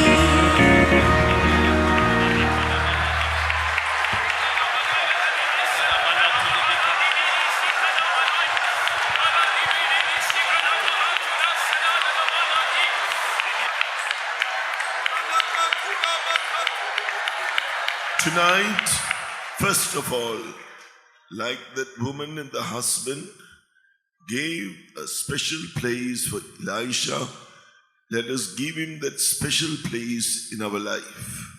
அந்த ஸ்திரீயும் அவளுடைய புருஷனும் எப்படி எலிசா தீர்க்கதரிசிக்கு ஒரு விசேஷித்த இடத்தை கொடுத்தார்களோ, இன்றைக்கு நம்முடைய கர்த்தராகிய இயேசுவுக்கு நம்முடைய ஜீவியத்திலே ஒரு முக்கியமான விசேஷித்த இடத்தை முதலாவது நாம் கொடுப்போமாக. ಆ ಸ್ತ್ರೀಯಾದವಳು ಅವಳ ಗಂಡನು ಹೇಗೆ ಪ್ರವಾದಿಯಾದ ಎಲೀಷನಿಗೆ ವಿಶೇಷವಾದ ಸ್ಥಳವನ್ನು ಉಂಟು ಮಾಡಿಕೊಟ್ಟರು, ಹಾಗೆಯೇ ನಮ್ಮ ಕರ್ತನಾದ ಯೇಸುವಿಗೆ ಈ ರಾತ್ರಿ ಸಮಯ ವಿಶೇಷವಾದ ಮುಖ್ಯವಾದ ಸ್ಥಳವನ್ನು ಉಂಟು ಮಾಡಿಕೊಡೋಣ. Do what he says, like he spoke to the Samaritan woman. She believed, she confessed her sins, she believed in Jesus and accepted him. அவர் உங்களுக்கு என்ன சொல்லுகிறாரோ அதன்படி செய்யுங்கள். சமாரிய ஸ்திரீயிடம் கர்த்தராகிய இயேசு பேசின போது அவள் தன்னுடைய பாவங்களை அறிக்கை செய்து விட்டுவிட்டால், தன்னுடைய ஜீவியத்திலே அவரை சொந்த இரட்சகராக ஏற்றுக்கொண்டாள். ಆ ಕರ್ತನು ನಿಮಗೆ ಏನು ಹೇಳುತ್ತಾನೋ ಅದನ್ನು ಹಾಗೆಯೇ ಮಾಡಿರಿ. ಸಮಾರಿಯ ಸ್ತ್ರೀಯ ಬಳಿ ಕರ್ತನಾದ ದೇವರು ಹೇಳಿದಾಗ ಅವಳು ತನ್ನ ಪಾಪಗಳನ್ನು ಅರಿಕೆ ಮಾಡಿದಳು, ಒಪ್ಪಿಕೊಂಡಳು, ಬಿಟ್ಟು ಬಿಟ್ಟಳು. And the Lord did that for Nathanael too and blessed him. ನಾತಾನ್ವೇಲುக்கும் இதே காரியத்தை கர்த்தராகிய இயேசு செய்து அவனை ஆசீர்வதித்தார். ನತಾನಿಯೇಲನ್ನು ಸಹ ಕರ್ತನು ಹೀಗೆಯೇ ಮಾಡಿ ಅವನನ್ನು ಆಶೀರ್ವದಿಸಿದನು. Oh, tonight let us give him the right place, do the will of God, obeying the truth of baptism. இன்றைக்கு இரவு சரியான அவருக்குரிய இடத்தை நாம் அவருக்கு கொடுப்போமாக. தேவ சித்தம் செய்ய நம்மை ஒப்பு கொடுக்கும் போது அந்த விசேஷித்த இடத்தை நாம் அவருக்கு கொடுக்கிறோம். தண்ணீர் ஞானஸ்நானத்தில் கர்த்தருடைய வார்த்தைக்கு கீழ்ப்படிந்து தேவ சித்தம் செய்ய நம்மை ಒಪ್ಪು ಕೊಡುಪೋಮಾಗ. ರಾತ್ರಿ ಸಮಯ ಕರ್ತನಿಗೆ ಕೊಡಬೇಕಾದ ಸ್ಥಳವನ್ನು ಮುಖ್ಯ ಅಂಶವನ್ನು ನಾವು ಕರ್ತನಿಗೆ ಕೊಡೋಣ. ದೇವರ ಚಿತ್ತವನ್ನು ಮಾಡುವುದಕ್ಕೆ ನಾವು ಒಪ್ಪಿಸಿಕೊಡುವಾಗ, ಮುಳುಗಿನ ದೇಶಸ್ಥಾನ ತೆಗೆದುಕೊಳ್ಳುವಾಗ ಕರ್ತನು ನಮ್ಮ ಜೀವಿತದಲ್ಲಿ ವಿಶ್ರಮಿಸುವನು. Speak in tongues, receive, seek the Lord, believe His word. He will baptize you with the Holy Spirit right now. நீங்கள் அவருடைய உங்களுடைய ஜீவியத்தில் அவருக்கு அந்த மேல் வீட்டறையை ஆயத்தம் பண்ணி கொடுங்கள். நீங்கள் கர்த்தருடைய வார்த்தையை விசுவாசித்து அவருக்கு ஒப்பு கொடுக்கும்போது கர்த்தர் தம்முடைய பரிசுத்த ஆவியினால் உங்களை அபிஷேகிப்பார். இப்பொழுதே நீங்கள் அந்நிய பாஷையோடு அடையாளத்தோடு பரிசுத்த ஆவியை பெற்றுக்கொள்ள முடியும். ನೀವು ನಿಮ್ಮ ಜೀವಿತದಲ್ಲಿ ಕರ್ತನಿಗೆ ಆ ಒಂದು ಮೇಲ್ ಅಂತಸ್ತನ್ನು ಸಿದ್ಧ ಮಾಡಿಕೊಡಿರಿ. ನೀವು ಕರ್ತನ ವಾಕ್ಯವನ್ನು ನಂಬುವಾಗ ಈಗಲೇ ಕರ್ತನು ತನ್ನ ಪರಿಶುದ್ಧಾತ್ಮನಿಂದ ನಿಮ್ಮನ್ನು ಅಭಿಷೇಕಿಸುವನು. Amen. The Lord was satisfied.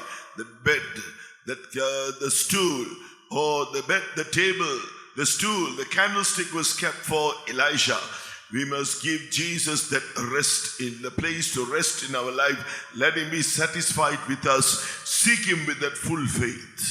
நாம் முழு விசுவாசத்தோடு அவரை தேடும்போது நம்முடைய ஜீவியத்திலே கர்த்தராகிய இயேசு திருப்தி அடைவார். எலிசாவுக்கு அந்த மேல் வீட்டறையிலே அவர்கள் ஒரு கட்டிலையும் ஒரு மேஜையும் ஒரு நாற்காலியையும் குத்து விளக்கையும் ஏற்படுத்தின போது எலிசா அதிலே திருப்தி அடைந்து அவர்களை ஆசீர்வதித்தது போல நாம் முழு விசுவாசத்தோடும் கர்த்தரை தேடும்போது நம்முடைய ஜீவியத்திலே அவர் திருப்தி அடைவார். ಹೇಗೆ ಆ ಕುಟುಂಬಕ್ಕೆ ಸೇರಿದವರು ಆ ಪ್ರವಾದಿಯಾದ ಎಲಿಷನಿಗೆ ಒಂದು ಮಂಚ, ಒಂದು ಮೇಜು, ಕುರ್ಚಿ ಮತ್ತು ದೀಪ ಸ್ತಂಭವನ್ನು ಸಿದ್ಧ ಮಾಡಿ ಕೊಟ್ಟರು.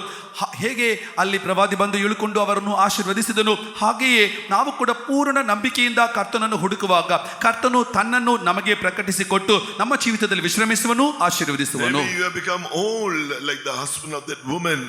Maybe you have given room to backsliding, but today come back and repent. The Lord is once again going to build your life. அந்த ஸ்திரீயினுடைய புருஷன் வயது சென்றவனாக இருந்தது போல ஒருவேளை உங்களுடைய ஆவிக்குரிய ஜீவியத்தில் வயது சென்றவர்களாக அல்லது பின்மாற்றம் அடைந்த நிலவரத்துக்கு நீங்கள் போயிருக்கலாம்.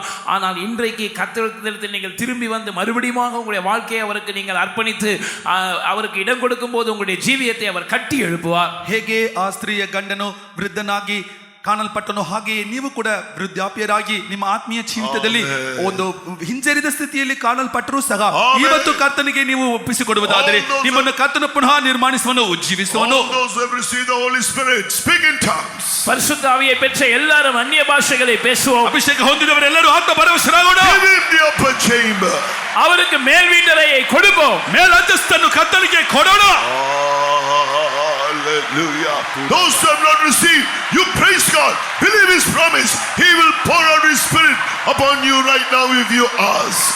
பரிசுத்த ஆவியை பெறாதவர்கள் நீங்கள் கர்த்தரை ஸ்தோத்திரம் பண்ணுங்கள். அதே நேரத்தில் நீங்கள் தேவனுடைய வாக்குத்தத்தத்தை விசுவாசியுங்கள். நீங்கள் அவரை வேண்டிக் கொண்டால் அவர் பிதாவின் வாக்குத்தத்தமாகிய பரிசுத்த ஆவியை இப்பொழுதே அவர் உங்கள் மேல் ஊற்றுவார். ಅಭಿಷೇಕವನ್ನು ಹೊಂದಿಕೊಳ್ಳದವರೇ ನೀವು ಕರ್ತನಿಗೆ ಸ್ತೋತ್ರವನ್ನು ಮಾಡುತ್ತಾ ಇರ್ರಿ.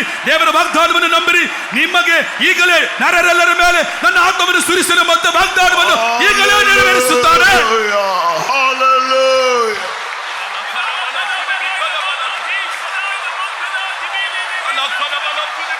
Baptism, he said, ask Jesus whatever you want now that you have done the will of God. தண்ணீர் ஞான ஸ்நானம் பெற்றுக்கொண்டதான அந்த வாலிபனை பார்த்து அந்த விசுவாசி சொன்னதை நாம் கேட்டோம். இப்பொழுது நீ தேவ சித்தம் செய்தபடியினால் கர்த்தர் உன்மேல் பிரியமாக இருக்கிறார், உனக்கு என்ன வேண்டுமோ அதை கேள் என்று சொன்னார். ದೀಕ್ಷಾಸ್ಥಾನ ತೆಗೆದುಕೊಂಡಂತಹ ಒಂದು ಯೌವನಸ್ಥನನ್ನು ನೋಡಿ ಆ ವಿಶ್ವಾಸ ಹೇಳಿದ ಹಾಗೆ ಈಗ ಕರ್ತನು ನಿನ್ನ ಮೇಲೆ ಮೆಚ್ಚುಗೆಯಾಗಿದ್ದಾನೆ, ನೀನು ಏನನ್ನು ಕೇಳಬೇಕು ಕೇಳು, ಕರ್ತನು ನಿನಗೆ ಕೊಡುವನು. Do you want an overcoming life? உங்களுக்கு ஒரு ஜெய ஜீவியம் வேண்டுமா? ನಿಮಗೆ ಜಯ ಜೀವಿತ ಬೇಕೇ? Do you want healing? உங்களுக்கு சுகம் வேண்டுமா? ನಿಮಗೆ ಸ್ವಸ್ಥತೆ ಬೇಕೇ? Do you want your problems to be solved, your financial debts to come to an end? உங்களுடைய பொருளாதார பிரச்சனைகள் மாற வேண்டும், கடன் தீர வேண்டும் என்று நீங்கள் விரும்புகிறீர்களா? ನಿಮ್ಮ ಆರ್ಥಿಕ ಸಮಸ್ಯೆಗಳು ಪರಿಹಾರವಾಗಬೇಕು, ಸಾಲ ತೀರಬೇಕೆಂಬುದಾಗಿ ಬಯಸುತ್ತೀರೋ? The Christ, the anointed one, is giving you the blessing right now with the anointing. அபிஷேகம் பண்ணப்பட்டவராகிய கிறிஸ்து இப்பொழுது அபிஷேகத்தோடு கூட நீங்கள் எதிர்பார்க்கிறதான அந்த ஆசீர்வாதத்தை அவர் உங்களுக்கு கட்டளையிடுகிறார். ಅಭಿಷಕ್ತನಾದ ಮೆಸ್ಸಿಯನಾದ ಯೇಸು ಈಗ ಅಭಿಷೇಕದ ಮೂಲಕ ಎದುರು ನೋಡುವಂತ ಆಶೀರ್ವಾದವನ್ನು ಈಗಲೇ ಕೊಡ್ತಾ ಇದ್ದಾನೆ. ಅನ್ಯ ಭಾಷೆகளை பேசுங்கள், ಅನ್ಯ ಭಾಷೆಗಳಲ್ಲಿ ಮಾತನಾಡಿರಿ.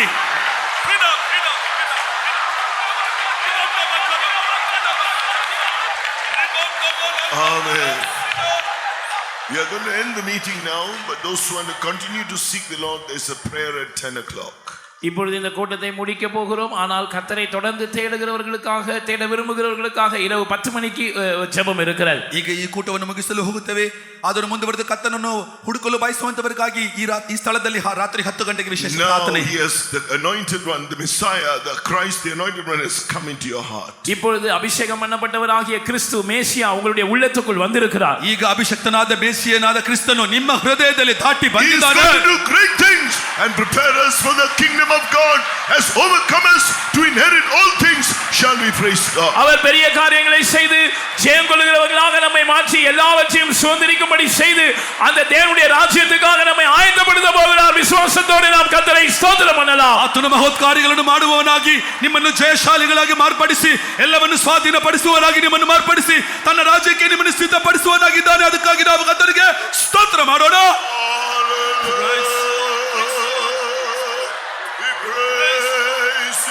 We glorify your name. We thank you, Lord, the anointed one, the Lord Jesus. We praise you. Thank you, Lord. Let us pray. ஜெபிப்போம். பரிசுத்த பிதாவே, உம்முடைய பரிசுத்த சமூகத்துக்காய் நன்றியோடு ஸ்தோத்திரிக்கிறோம். உம்முடைய தாசன் மூலமா நீர் வெளிப்படுத்தியதான சத்தியத்துக்காய் நன்றியோடு துதிக்கிறோம். கர்த்தாவே, சூனையும் ஒரு ஆளாகி அந்த ஸ்திரீயும் புருஷனும் கர்த்தாவே எலிசா தீர்க்கதரிசிக்காக ஒரு மேல் வீட்டை கட்டி அதில் ஒரு மேஜையும் ஒரு நாட்காலியும் குத்து விளக்கையும் ஒரு கட்டிலும் வைத்து மென்மையான இடத்தை தந்தது போல கர்த்தாவே, இன்றைக்கு இந்த ராத்திரி வேளையிலும் கர்த்தராகிய இயேசு கிறிஸ்துவுக்காக எத்தனை பேர் மேன்மையான ஸ்தானத்தை தந்திருக்கிறார்களோ அவருடைய ஜீவியத்தில் அற்புதமான கிரியை நீ நடப்பிக்கிறபடியால் நன்றியோடு துதிக்கிறோம், ஸ்தோத்திரம் செலுத்துகிறோம். கர்த்தாவே, உம்முடைய வசனத்தின் வல்லமையினாலே நீர் எங்களை உயிர்ப்பிக்கிறபடியால் நன்றியோடு துதிக்கிறோம். கர்த்தாவே, நத்தானியேல் ஜீவியத்தில் கர்த்தர் செய்த நன்மையை போல கர்த்தராகிய இயேசுவை வெளிப்படுத்தினீர். கர்த்தாவே, ஆண்டவரே, எம்மாவூர் சீசர்கள் மத்தியிலே நீரை வெளிப்படுத்தி உம்முடைய வார்த்தையின் மூலமாக அவருடைய இருதயம் கொழுந்து விட்டு எரிதாய் காணப்பட்டது. கர்த்தாவே, ஆண்டவரே, கானானிய ஸ்திரியை வெளிப்படுத்தினீர். அவருடைய விசுவாசத்தை கண்டு நீர் அவளை ஆசீர்வதித்தீர். பலரும் பலவிதமான சந்தர்ப்பங்களில் கர்த்தாவே தேவனுடைய ஆசீர்வாதத்தையும் இயேசுவையும் கண்டு அவர்களுக்கு மேன்மையான இடத்தை கொடுத்தது போல நாங்களும் எங்கள் ஜீவியத்துக்கு இயேசுவுக்கு மேன்மையான இடத்தை கொடுத்து கர்த்தாவே, உம்மை போல் நாங்கள் மாற்றப்பட உம்முடைய மேன்மையான ஸ்தானத்தில் நாங்களும் காணப்பட எங்களுக்கு உதவி செய்ய முடியாது. நாங்கள் ஜெபிக்கிறோம். கர்த்தாவே, ஸ்தோத்திரம்.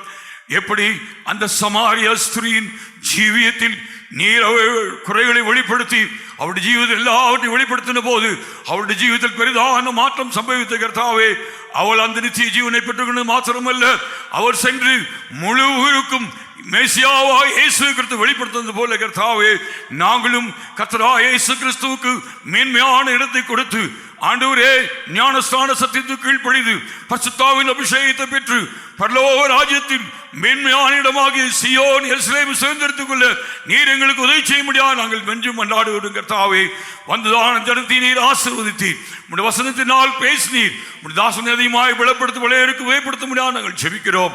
மீதியுள்ள நேரமெல்லாம் உம்முடைய சமூகம் எங்களோடு கொண்டு வழிநடத்தும். இயேசுவின் இன்ப நாமத்தில் வேண்டுகிறோம் நல்ல பிதாவே, Amen. Now may the grace of our Lord Jesus Christ, the love of God the Father, and the sweet communion of the Holy Spirit rest and abide with each and every one of us until Jesus appears in all his glory. Amen. Hallelujah. Hallelujah.